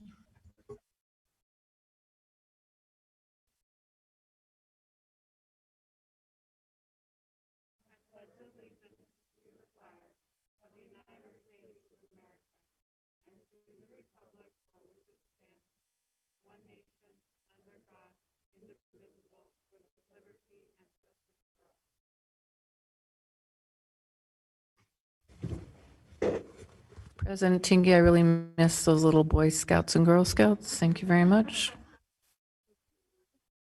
Yes, we do miss them.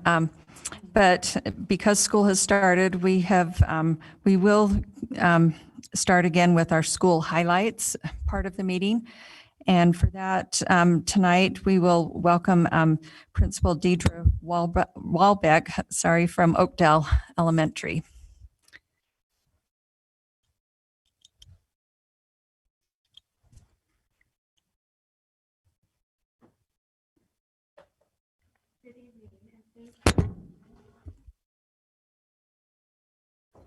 There we go. Thank you. Good evening, and thank you for the opportunity to share with you some of the wonderful things that are happening at Oakdale Elementary. As an Oakdale community, we have adopted the theme of celebrating what's right with the world. In these unprecedented times, there is a level of uncertainty and anxiety. And this idea of looking at our challenges through different lens of possibility helps us to see the opportunities in any situation. DeWitt Jones, the photographer for National Geographic, said, "The more I choose the lens of celebration, the difference between a good frame and a great frame is far closer than I imagined." Since joining the Oakdale team in July, I have been very impressed by the community and the staff who embrace this idea of seeing the world through a lens of possibilities. In July, our wonderful PTA embraced this idea as we plan for students to return to school. We recognize that students' social and emotional needs should be considered as we prepared for reopening, and turning our school into an Oakdale town was how we were going to accomplish this. Students participated with the PTA in creating our roads, hanging up street signs, posters to promote health and safety for all. They also made a PSA video to understand how to navigate the streets of Oakdale and other critical areas of the building. Our students have been dedicated to promoting safety for all and encouraging each other to wear face coverings, standing to the right in our hallways, our streets, practicing hand washing and hand sanitizing, and singing posted songs as they promote physical distancing. DeWitt Jones shares the idea that there is far more right with the world than there is wrong with it. The teachers at Oakdale are dedicated to our students and students returning to school. They've missed their students and have worked hard to ensure a smooth transition, whether you're in person or online. We are all one community. 100% of our Oakdale teachers participated in spring and summer district-sponsored professional development and developed skills to support blended learning and supporting each other along the way. Another example of this was a week before school started, before teachers came back, there was a need to shift a few teachers to another grade. When asked if anyone would be willing to shift grades at this short of notice, 2 of our second grade teachers offered to move to 3rd grade. This was a struggle for them because they had to learn new content and prepare for a whole new grade level. As we discussed the movement and their nervousness about moving grades, they said it's about the students and what they need.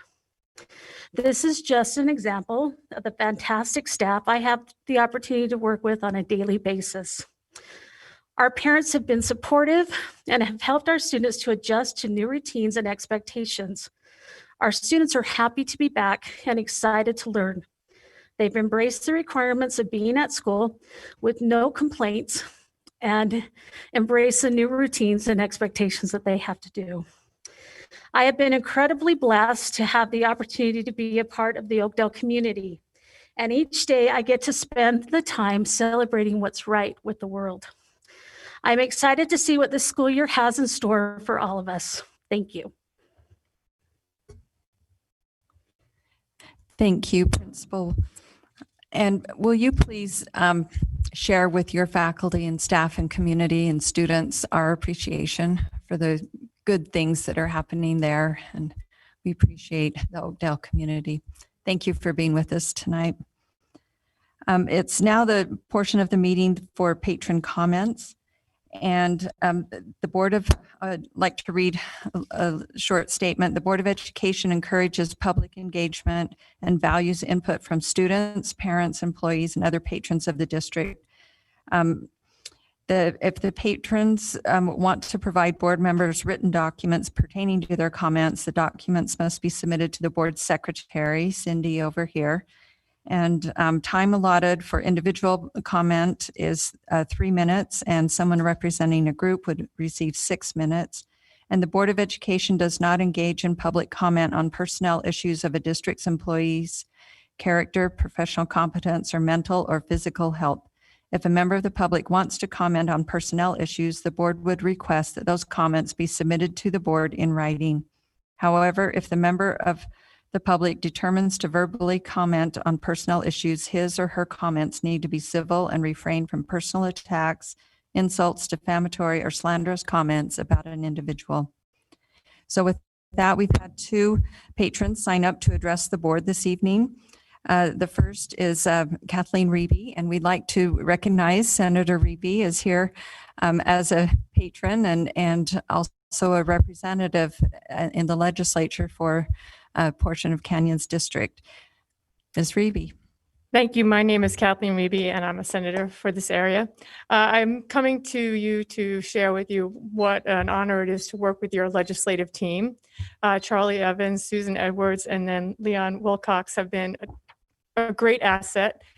During these special sessions, things are happening really quickly, and it's so nice to know that I can call them and ask them how these bills are affecting not only our school district, but our community. And so I just thought that they should be publicly recognized for being really always available and let you know that you have a strong team that works really hard for you and for all your patrons. So thank you to you guys for all you do, and thanks for being so wonderful to work with. Thank you. Thank you, Senator. We appreciate all that you do for Canyons District. Our next patron is Emerald Spencer. And Emerald, if you'd like to come forward, thank you. Hi, I'm Emerald Spencer, a senior at Corner Canyon, and today I'm here to present my plan to reduce food waste in my school cafeteria. It disturbs me to see fresh fruit, cheese, and milk go directly from the lunch line into the trash can every day at school. Right now, we're teaching students and we're forcing them to take this food that they're not eating. We're teaching them it's okay to waste wholesome food. My No Taste for Waste initiative will cut out the middleman and save food students aren't eating for donation. I understand that the practicality of implementing. Can I ask a favor? Yes. And it won't take away your minutes. Yeah. Because of our masks, we can't hear very well. I'm not going to ask you to take it off unless you want to. Just would you go a little bit slower? Because I can't quite hear what you're saying, and it's really important to me to hear and understand exactly what you're saying. So just go a little bit slower and I can keep up with you. Thank you. Would you mind if I pulled it down? No, I don't mind at all. That would be a lot easier anyway. That would be sweet. awesome. Okay. I understand that the practicality of implementing something like this revolves around a lot of federal regulations. I've done a lot of research, and according to the NSDA Donated Food Guidance Program, schools can donate any leftover food they have to charitable organizations of their choice. In addition to this, the Bill Emerson Good Samaritan Food Donation Act absolves liability for both the donor and the nonprofit when a school donates this leftover food. I also want to strongly integrate a system aimed at reducing cafeteria waste called Offer versus Serve. This gives students the option to decline 2 of the 5 food groups that they're offered, with the exception of a fruit or vegetable. I don't think students at my school know about this, and it needs to be communicated to them more clearly. There are many benefits to solving this waste crisis. This shouldn't cost us anything extra. We're reallocating food we already have and giving it to those that are food insecure. There are many ways we can redistribute this food. One example that wouldn't require any transportation is a drive up at my school where students and families in the community can come and pick up this food, no questions asked. There's a major food shortage right now with COVID overwhelming lots of food banks in the area. We could do our part by helping donate extra food we have at the end of the week. This initiative would provide a good service opportunity for students at my school to get involved in the community while helping me implement this. The biggest benefit of adopting this change is the fact that it's the morally right thing to do. This would be much better for the environment because food takes up the most space in landfills right now. Change isn't always easy, but in most cases like this, it's necessary. Overall, Canyons District is innovative, and I think we can solve this upsetting trend with a fresh solution. Many other schools throughout the nation have taken action to reduce lunchroom waste, and they've had amazing results. If this works well at my school, I would love to help implement it in other schools throughout the district. I feel that strongly my school and hopefully the school district will help me make a change. Thank you in advance for your consideration towards a little change that will make a huge difference. Are there any questions I can answer for you guys right now? Thank you, Emerald. I think that you've really thought this through and have some great ideas. I would, board, if you're okay, I think that perhaps we ought to schedule an opportunity for you to meet with Mr. Wilcox and our school nutrition services director. I have that actually on Thursday. Okay, so you have that scheduled. Yes. Okay, I think that they will be best able to work through some of the details and figure some things out. And then I think we could maybe ask Mr. Wilcox to report back to the board following the meeting. That's awesome. Everyone good with that? Okay, thank you. And I emailed a written proposal to Chad Iverson and he forwarded it to the board. Yeah. So yeah. Awesome. All right. Thank you so much for your time. Thank you for being here. Okay. Unless we've missed anyone that didn't get to sign up, that will conclude our patron comments for the evening. And again, we thank you both for being here with us. The next item is the consent agenda. I will entertain a motion, and please, in making the motion, list the specific items on the consent agenda. I'll go ahead and make a motion. I'd like to make a motion to approve consent agenda items A, approval of minutes from August 18th, 2020. Item B, approval of hire and termination reports. Item C, approval of purchasing bids. And item D, approval of foundation board members. Thank you. Is there a second to the motion? Thank you. Any discussion? Okay, I'll call for a vote. All in favor, say aye. Aye. Aye. It was Clarine. Clarine seconded. Oh, yes, sorry. Mrs. Arnold seconded. Okay. All right. Are there any opposed? That motion passes. Thank you. Okay, next on the agenda is item 6A, new business, which is a report on school opening. I will turn the time over to Superintendent Rick Robbins, and I believe Jeff Meany, Director of Communications, also has some update or report for us. Okay, thank you, President T. Just a few remarks, and then I'll turn it over to Jeff. I just want to take just a minute to share my deep gratitude toward everyone in the district for their efforts to open school this past week. Nothing short of Herculean effort by so many people, as it's already been mentioned, and I'm just humbled and overwhelmed with a lot of different emotions and feelings this past week. Most of all, I'm super excited for our students to re-engage and to get back to learning. And I also, want to take just a few minutes to also serve as warning and caution tonight that even though it's been a great start and we're off and running, we are still in a pandemic. As we've seen today, there are schools that have closed. And so we're in this for the long game. And this is a marathon. This isn't going to end tonight, tomorrow. And as I've been out in schools, I've been so appreciative of the vigilance that our teachers and our staff are taking. And we cannot lose that intensity. I think, as human beings, we tend to kind of lose sight of that. And, maybe we got an early victory to get school off the ground, but there's still serious issues that are going on that we need to be mindful of and just keep our eye on the ball. I would encourage parents and everyone that's listening, continue with those health checks. It's important. I can't say it enough. If you're sick, please don't send your student to school. And employees, if you're feeling under the weather, please do not come to work. I think, we can do so much. We talked about this in the beginning about self-responsibility and self-accountability. And I think it's worth re-emphasizing that tonight.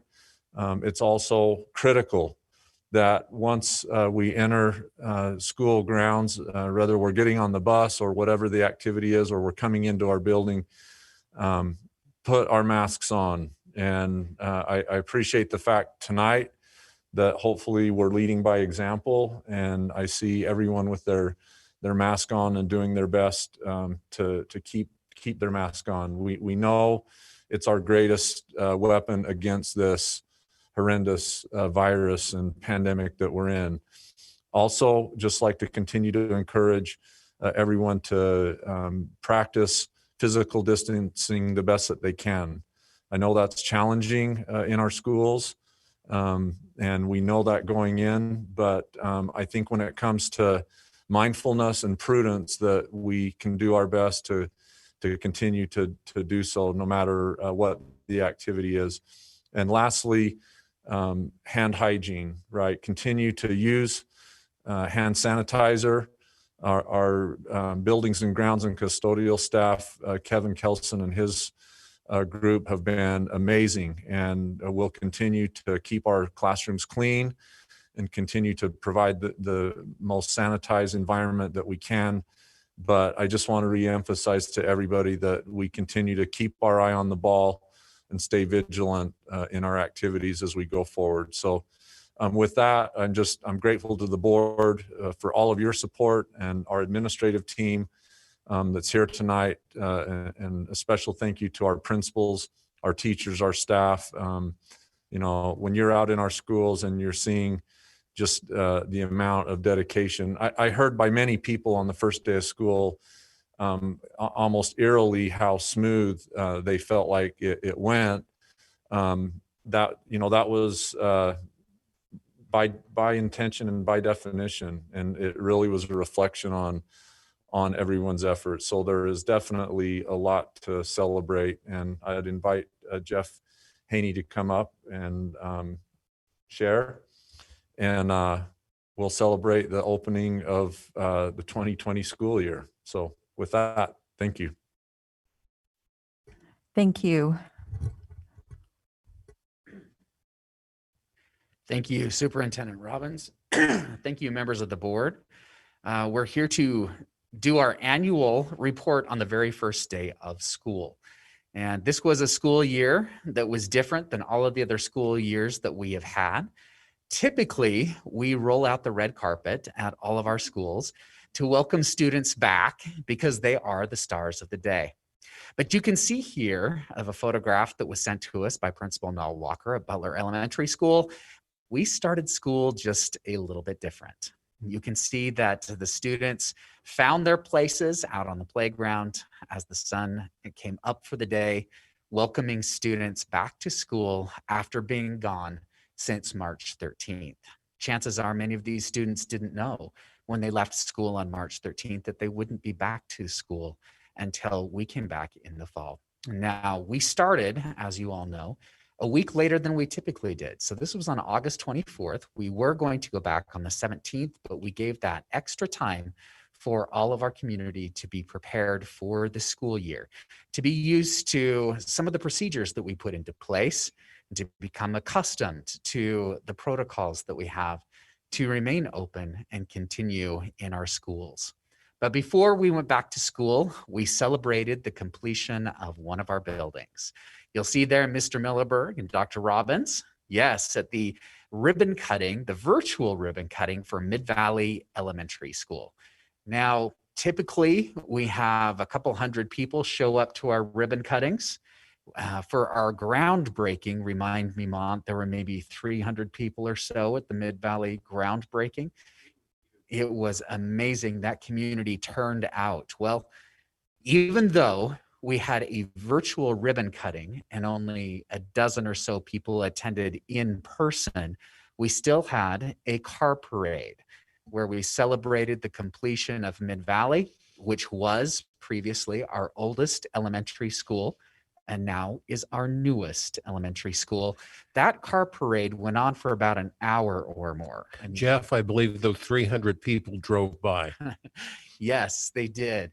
And you can see there that Mont and President Chingy did one of those confetti cannons on some students who drove by in that white car right there. And you'll see that we cut the ribbon. Everybody was masked up. There was a lot of celebration. Even though it was a ribbon cutting unlike any other, there was a feeling of celebration and thrill that there was a new school finally for the Mid-Valley Junior Huskies. That wasn't the only building that we have continued to work on. In Canyon School District, our patrons have supported all of our proposals for bond issuances that go toward improving the schools in every corner of Canyon's district. This year, we celebrated the completion of Mid-Valley, but we also have other projects that are ongoing. Alta High School, the major renovation and the addition of a performing arts center, Brighton High School, a total rebuild, and Hillcrest High School, a total rebuild. You'll see there the progress that is being made at all of our construction projects so we can provide the best possible learning environment for every school community in the Canyon School District. This work will continue as we move into the coming school years. Now, the Canyon School District provided learning options as part of its back to school action plan. There's the in-person learning option, the online learning option, the parent-guided at-home Canyons District supported learning option. Now, we provided support to the parents who called in during online registration to ask for assistance. Our IT department, the help desk, and the call center fielded 10,026 calls from the people in Canyon School District who are seeking support during online registration, where they would register for the school year and select their learning option for the year. This is one of those elements of customer service that Canyon School District provides to its patrons every year as we prepare to go back to school every fall.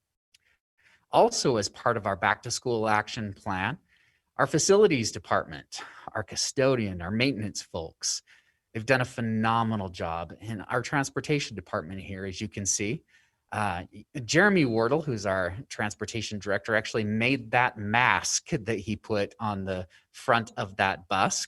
So when we say we're masked up, even our school buses got the mask that day. Everybody has done their part to talk about everything that we have done to prepare for the school year. An investment of nearly $1 million in cleaning supplies and PPE. And we have spread that message in many ways. You'll see here that we have asked many people to speak to local press or work with us in sending messages through social media or our website, so we can inform the public about what we are doing to prepare for the school year. We called on many of our custodial staff to talk about how we will be cleaning and sanitizing our buildings throughout the day. And we have asked many of our principals to stand in front of news cameras and talking about how we're going to be socially distancing for the upcoming year. Now, on the first day of school, we hosted media at Canyon View Elementary School. Principal Kirsten Draper did a phenomenal job in working with us to spread the message about how her school community would be opening up. And this photo right here was taken by the Salt Lake Tribune, but then it was picked up by the Associated Press, and it has run on websites and in newspapers across the country. You'll see there that we have our Canyon View kids masked up and standing on the numbers, waiting to enter school for the first time of the school year. We also prepared welcome back banners, as we typically do, for all of our schools. Here are the Jordan High Beat Diggers holding the sign that we have for their school. You can see they're masked up and ready to welcome back the diggers to the first day of school. And here is a picture of the very first appearance of the Brighton High Marching Band on television. We asked Brighton High's band to help us when at the media site the very first day of school. We asked them to get there at 6:30 and they arrived promptly at 6 a.m. They were phenomenal. They performed live for all of the news stations. They did such a good job. They were friendly and they performed phenomenally, even in the dark, and they were ready to go even before we asked them to be ready.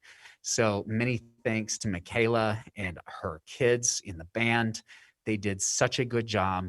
And we have, I asked Channel 4, which was the very first to be able to broadcast the Brighton band on TV, to send me a link to some of the footage, and they did so. So I'll share that with all of you, because it was the very first time our Brighton band got to be on TV. We can't wait to see their field show later this year. Now, typically on the first day of school, we do roll out the red carpets. They didn't go to waste. We had some left over. Some of our schools celebrated the first day of kindergarten with the red carpets. This is Altera. They celebrated by rolling out the red carpet and welcoming kindergartners on the 27th. This was their very first time walking into a school as a kindergartner, so they made it as special as possible.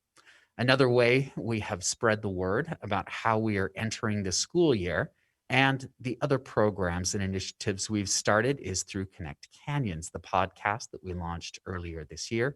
If you haven't had a chance to listen to some of the topics that we addressed in our podcast, please do so. And then you'll see here on the very first day, Matt Watts, Dr. Watts, was willing to talk to Channel 2 about what he thought of the day. And you'll see there that Canyons District, they say, calls the first day a success. That is a rundown of what we did for the very first day of school. Thank you to the Board of Education for your support of the school and the administration, and for the efforts that we have all put together to start our school year in a safe, healthy, and well way. Thank you so much for that report, Superintendent and Mr. Haney. Board comments or questions? Mrs. Oakes? Thank you, Jeff. I know that you and Kirsten have been going like crazy to try and keep track of all of the events, all of the changes, and fielding questions from parents in the community and the news. And it's a huge amount of work. And I'm really grateful for your efforts. Mr. Wrigley. Yeah, just a couple comments. I'm actually pretty serious about this one. I think as a district, I'd almost like a motion that we get rid of the word social distancing and use the word that you were talking about, physical distancing. We need to be very cautious about that because everybody right now with all the impact of COVID and stuff, everybody's sort of separated. So we really need to try to practice physical distancing, but social closeness. And so I don't know how we need to do that, but I mean, it's really interesting. And I don't, maybe the same thing as you guys. I go out for a walk and there's people that are actually socially distancing me, even though they're more than 6 feet away physically. And when I say something to them, it's almost like I've got leprosy. I mean, it's really interesting. I almost want to say unclean or something, but anyway, so I think we need to emphasize that, especially as we're talking about kids and we're talking about the mental health of our kids and stuff. We need to emphasize to everybody that we could be socially distant or socially close and yet physically distant, and emphasize that. I said, Dr. Robbins talked a little bit about the parents. I talked to a couple of days ago in one of our PTSA meetings. Is the parents are expecting a lot of us in regards to keeping their children safe, and I think we've gone or trying to go the extra mile in doing that. We're doing everything possible, but this truly is, as Dr. Robbins was saying, this truly is a team effort. We have to have the parents' involvement. And we have to have the students' involvement. I'm glad I've heard some stuff today with our students, but we need to have that. And I know this is sort of horrendous disease in that sometimes you don't even know when you're sick. But if there's a hint of that and they know that, if they want to keep their children safe, they need to be good to keep the other children safe. The other thing is I've been sort of concerned. It looked like here we've had about 33,127 students return out of what, 34,500? So we've lost. I've talked with several of my neighbors, and several of my neighbors have said, oh, we decided this year to go to an online option. And I said, well, we have an online option. And I think we've got a pretty good online option. Well, yeah, but this place sort of sold this to us or whatever. I think first off, there's one thing. I think we need to hold on to those parents. I think we need to continue, even though they may not be registered this semester. I think we need to continue to send them stuff. I think we need to involve them in their school. They need to see that they're still wanted and that we don't lose them to some other place. I think we have way more offerings. The other thing is I think we really do need to advertise. Everybody else has been advertising on public education. I think it's public education's time to turn around and say, these are the great things we're doing and these are the options. We're as good, if not better, especially after this next year as an online program. I mean, I said, well, are they doing this? Well, yeah, they're trying to do that. Are they doing, these mixed options? I know we're having a little problem right now on trying to get all of our electives online within 3 months, but I suspect we may want to try that and move that direction because there'll be people that won't come back if we don't do that, and they still may want to do that. And so I would just encourage our district to help people know that we're moving in the 21st century We have so many different options, and to try to hold on to those parents as the best we can, and maybe even market to some other parents. I don't think there's any legal thing that says we can't market.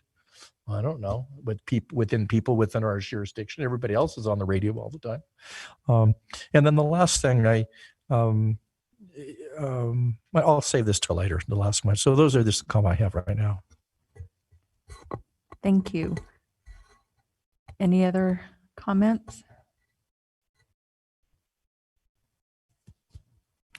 Okay, I just would like to also express my appreciation.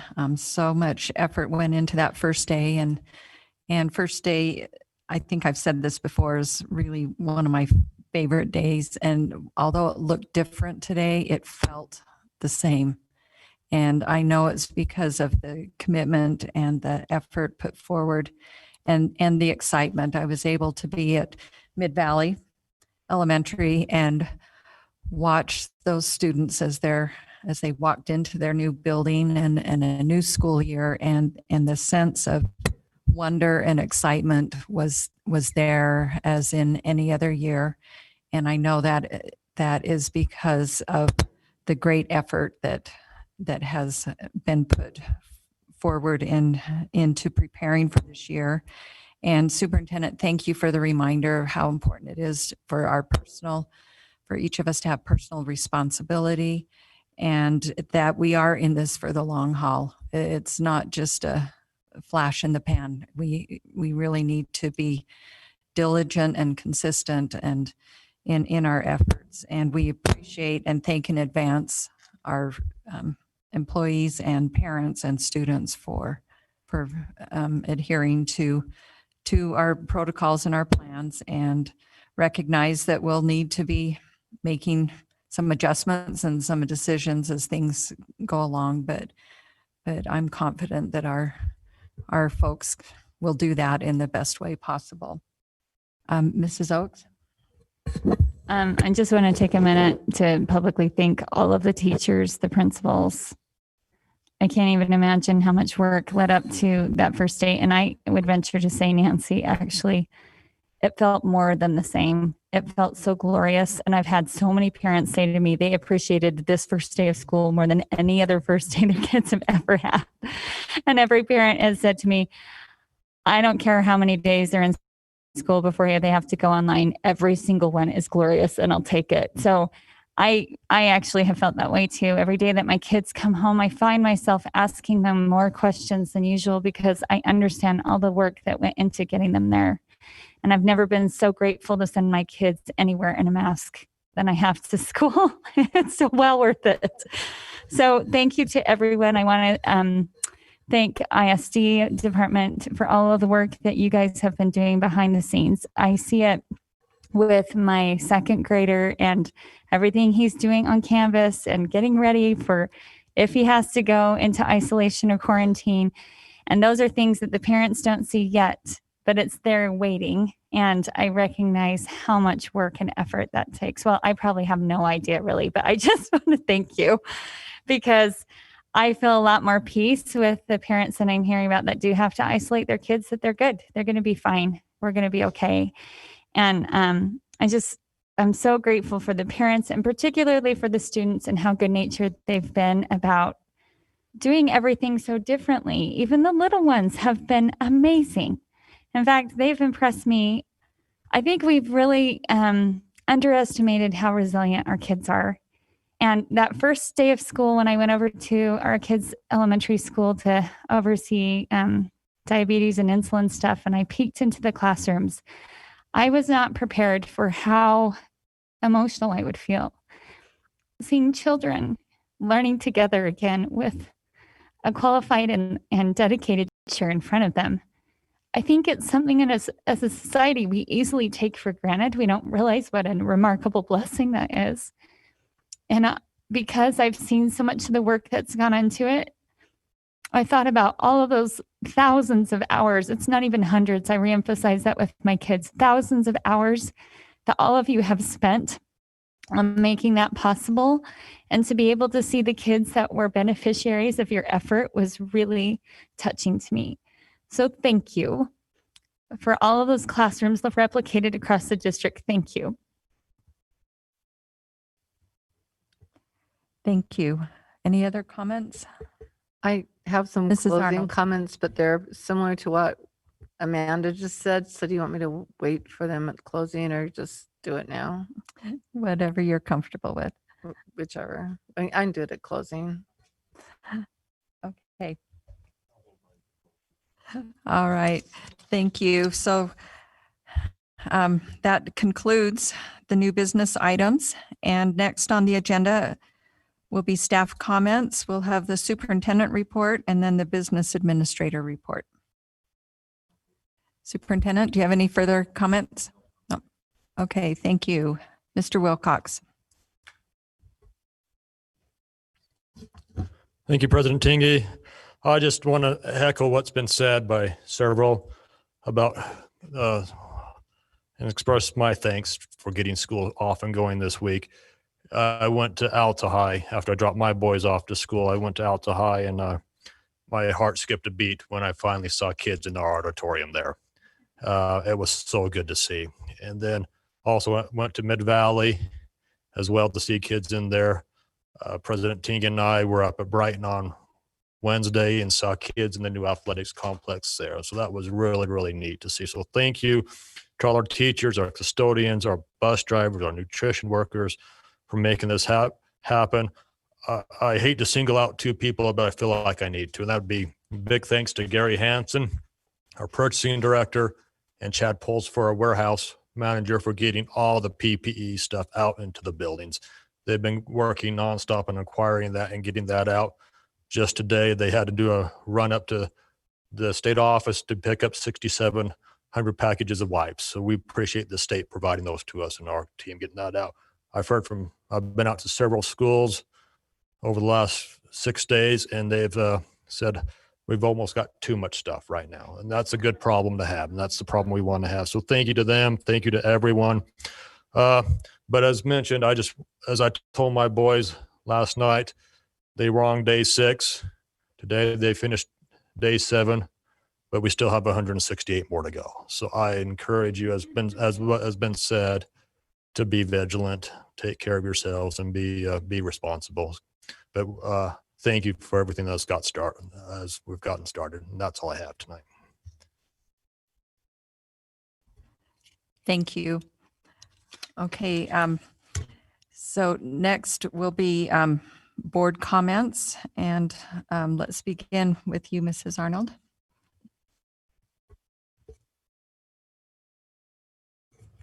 My remarks are similar.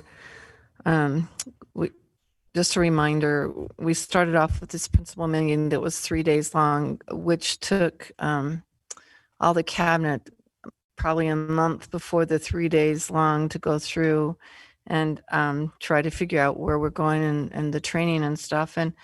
And usually July is like a slower month. And I know that Dr. Briscoe used to say, take some time off, but there was no time off this year.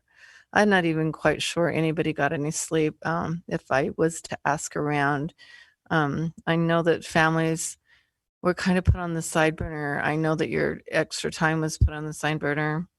And then, then from the principals and all those meetings went to trying to help the teachers. And I know the teachers spent probably a month before school started, at least taking all the extra furniture out of the classrooms, trying to figure out how to do the spacing, trying to figure out how they were going to make it look. So when the kids came in, how to hand sanitize, how to line up, what that looks like, how to collect papers, how to sharpen pencils.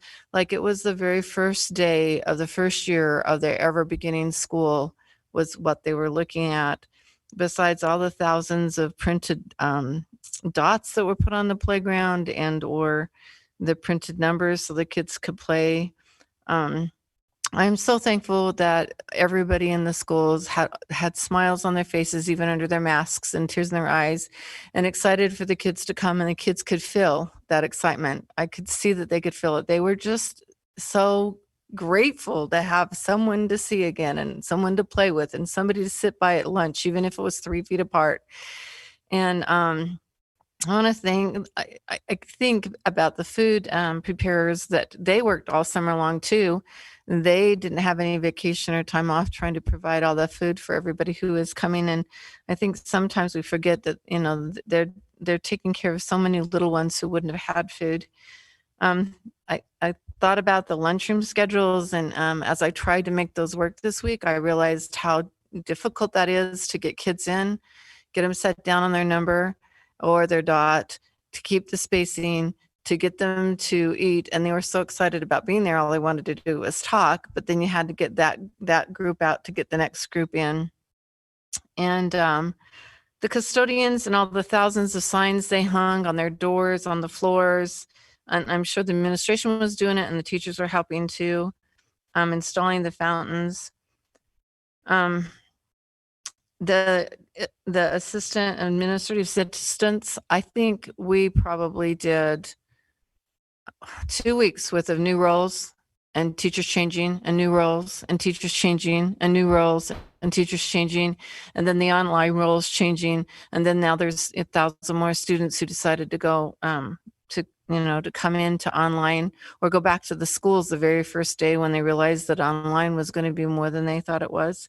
And all those who put in those hours. Thankful for the parents, patients.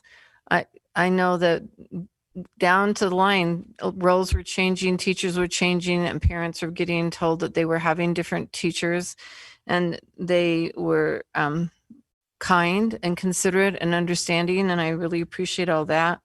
The sacrifice that the online teachers have had to make, I know that in the room teachers did too, but online is such a different creature, and I'm thankful for all of those who wanted to go online and try to work on that. And I know it's not an 8-hour day anymore for any teacher. It's really 12, 14-hour day now for the teachers. And I'm proud of the Canyons family, and that we all pulled together, and that we're all trying to do what we know is best, as the superintendent said. And I really don't want to be the first school closed, don't really want to be the first district closed. I really want us to keep working and trying to keep those kids there, because their emotional high is so amazing right now. Like, I can't even explain it, except that, one little kid out on the playground said to an adult who didn't have a mask on, "Hey, don't you know the rule? Mask on." And it just made me want to cheer, because he wanted to be there and he understood that. So I just think we just keep on doing the health checks and being self-accountable for our families, and just work hard at trying to keep us in the classroom. And then also supporting those people who are doing online. They still need people to reach out to them, to be with them, to help them, because they're still self-isolating.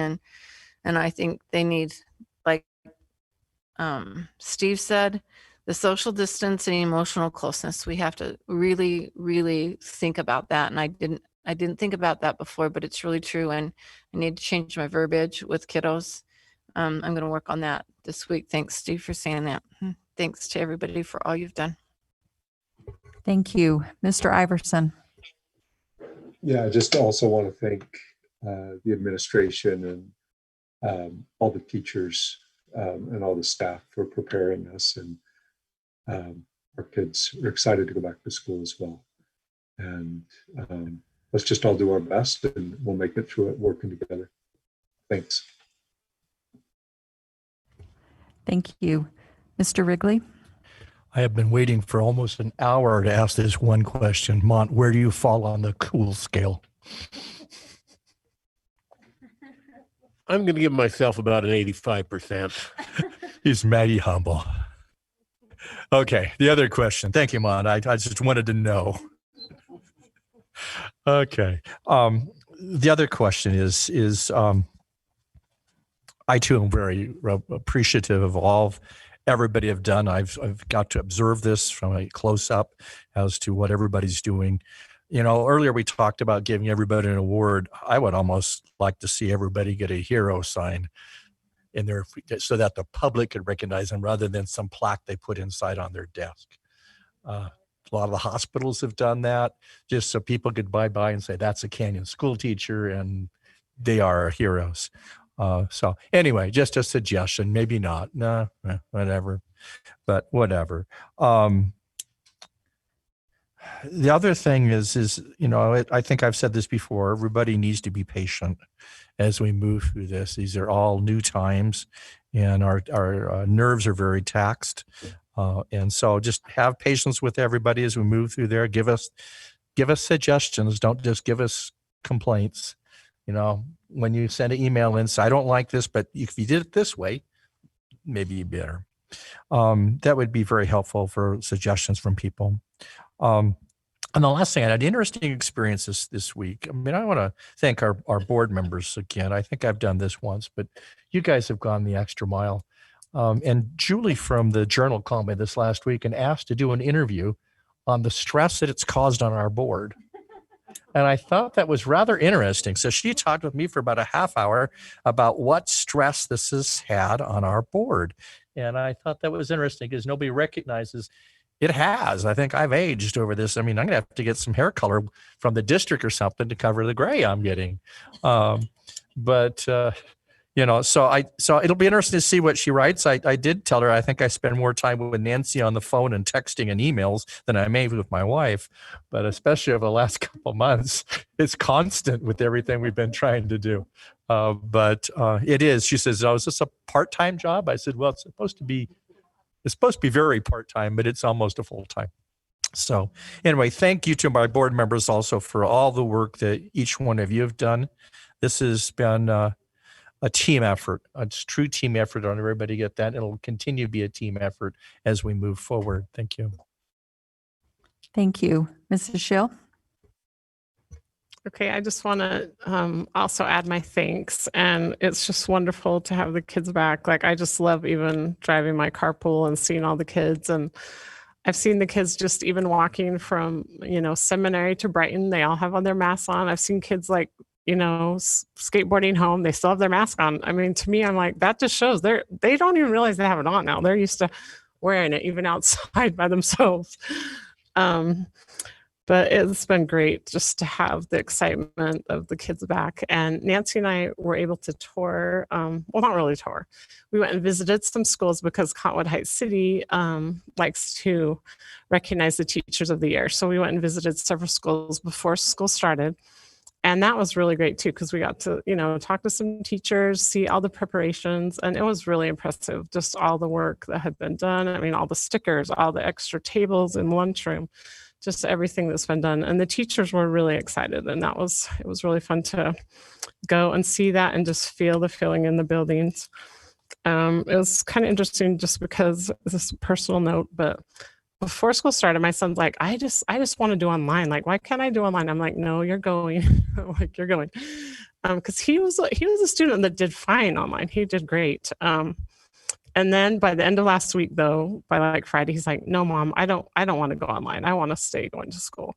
So he is just loving being back and just hearing the different things, you know, his teachers have told him and how they're really excited to be there and why they're teaching. And I don't know. And I didn't even ask him questions. He was telling me some, which is rare. So, because he's a boy and a ninth grader, so it's hard to get information out of those guys. But it's just been great, and I love it. And I just really appreciate everyone that made that happen and made it possible. And I just also want to thank the people. There's been teachers that actually sent emails saying thank you for that extra week and explaining what they did. And I thought that was great. Like, I loved hearing how they used that time, and they were very appreciative. And I got multiple emails. So I just wanted to add my thanks to that, because it's always good to get a positive email. And just, I think that's all. Thanks. Thank you, Mrs. Oakes. I've said a lot. I just want to give a shout out to Susan and her efforts in putting together the luncheons last week for the STC presidents and PTSA and PTA presidents. I got to attend a few of those, and they were wonderful. It was so great to see our parent volunteers and those that make such a difference in the school communities come, and they had great questions, and I appreciate the parent leaders as well. Thank you. Mr. Milliberg. I was going to leave that on, but it's hard to talk and hard to be understood with that on. First week of school, what can you say? I mean, Jeff, you were up at Canyon View and had a great media event. Thank you for representing us so well and really showcasing our school district and the good things that are happening. I had the opportunity, along with President Tingy, to be at Mid-Valley for the opening of a new school. Gosh, that's a great addition to our community. It is a beautiful school, and it's when you walk through the inside, I think it's more beautiful on the inside than the outside. And I really do appreciate the support from our board president. Nancy was there for the ribbon cutting a few weeks ago. She was there in support again for the opening day of school. I appreciate those from district administration that showed up for both events. And I think that it was a really, really grand day at Mid-Valley Elementary School to have the doors open. Every day on my morning walk, I go through and I can see things that's still continuing to improve. Stop signs are in place in the parking lot now. It's just getting better all the time. And I think it's kind of interesting. You can have a couple of major things like Canyon View's spotlight on for media, Mid-Valley with its brand new school opening. And, you know, Jeff, you highlighted some other things going on in the district, but when you stop and think that on that one day, you mobilized 6 high schools, 8 middle schools, my count is 29 elementary schools, 6, I'll call them specialty programs, Canyon's Virtual High School, CTEC, Canyon's Transition Academy, Entrada, Jordan Valley School, and South Park Academy, putting into action almost 34,000 kids in one day. And that was district-wide, and I believe the same effort that took place at Canyon View and the same effort that took place at Mid-Valley took place in every venue in the district. And I mean, you know, there are a lot of people that are to be complimented on that. You know, of course, I kind of look at the teachers as the surgeons, and the rest of us try to keep the scalpel in the hands of the surgeons. The magic happens in the classroom, no doubt about it. The teachers have been asked to do new and different things. They've had to put in a lot of effort. But in addition to the teachers, our bus drivers have been asked to do new, different things, sanitizing buses on a regular basis. Our food service people have been asked to do new, different, innovative things to move the food out in a safe way to our kids. Our support staff, our secretarial staff in our school buildings, they've been asked to do things differently. They've had to put in a lot more effort to track down who's going to be where. Our custodians, oh, bless those people. Oh my gosh. You talk about people that are asked to do Herculean things. Our custodial staff, kudos to them. Anybody in the district office, do you feel like your job's been a lot easier this year than it's been in the past? I think we've asked everybody in this building to do well above and beyond what they've done before. Even right down to our SROs in the building. They've got a different demand on them. They have to be there for more than they've been before. Great job. I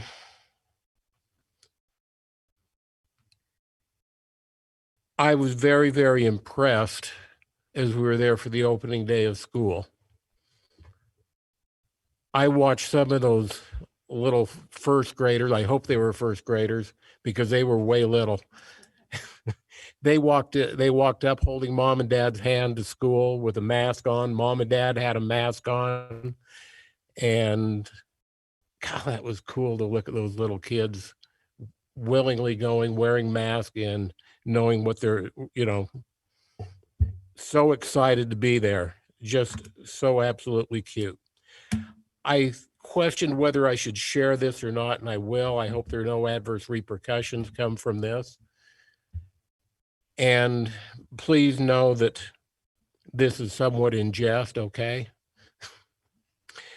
My granddaughter has gone back to school. She's 13. And she came home and told my daughter, Mom, school's just not the same. I think the teachers all forgot how to teach. We came to the conclusion that maybe she forgot how to learn. So, that's all I have.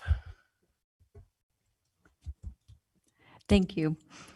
I have already shared most of my thoughts about the first day, but I did want to make mention that the SEC PTA lunch that the superintendent held and was organized by Susan Edwards. I think Amanda mentioned that. What a great opportunity that was to meet with those community parents and from throughout the district. And I feel like it was really well attended, and it was great to feel their interest and their support. And then as I've already talked about Mid-Valley and first day, but I just want to share those same thoughts and appreciation that my board members have expressed. And then I was able to firsthand see some of the classrooms and the innovative things that our teachers have done to prepare for this most unusual start of school in this unprecedented school year. And I just want to commend the teachers, not only how they use that extra week, but how very thoughtful they have been on every little detail, because they envisioned things that none of us on the board nor anyone in the district office really could envision or plan for, and the teachers were able to do that. And many of those things are what the students will notice and will benefit from. Although all the foundation that was laid at the district level is very critical and important, it's those finishing touches that, as Mahant says, puts the magic in the classroom. And I really recognize and appreciate that, as well as all the work done here at the district office. So unless there's anything else with that, I will adjourn the meeting and thank everyone for being here.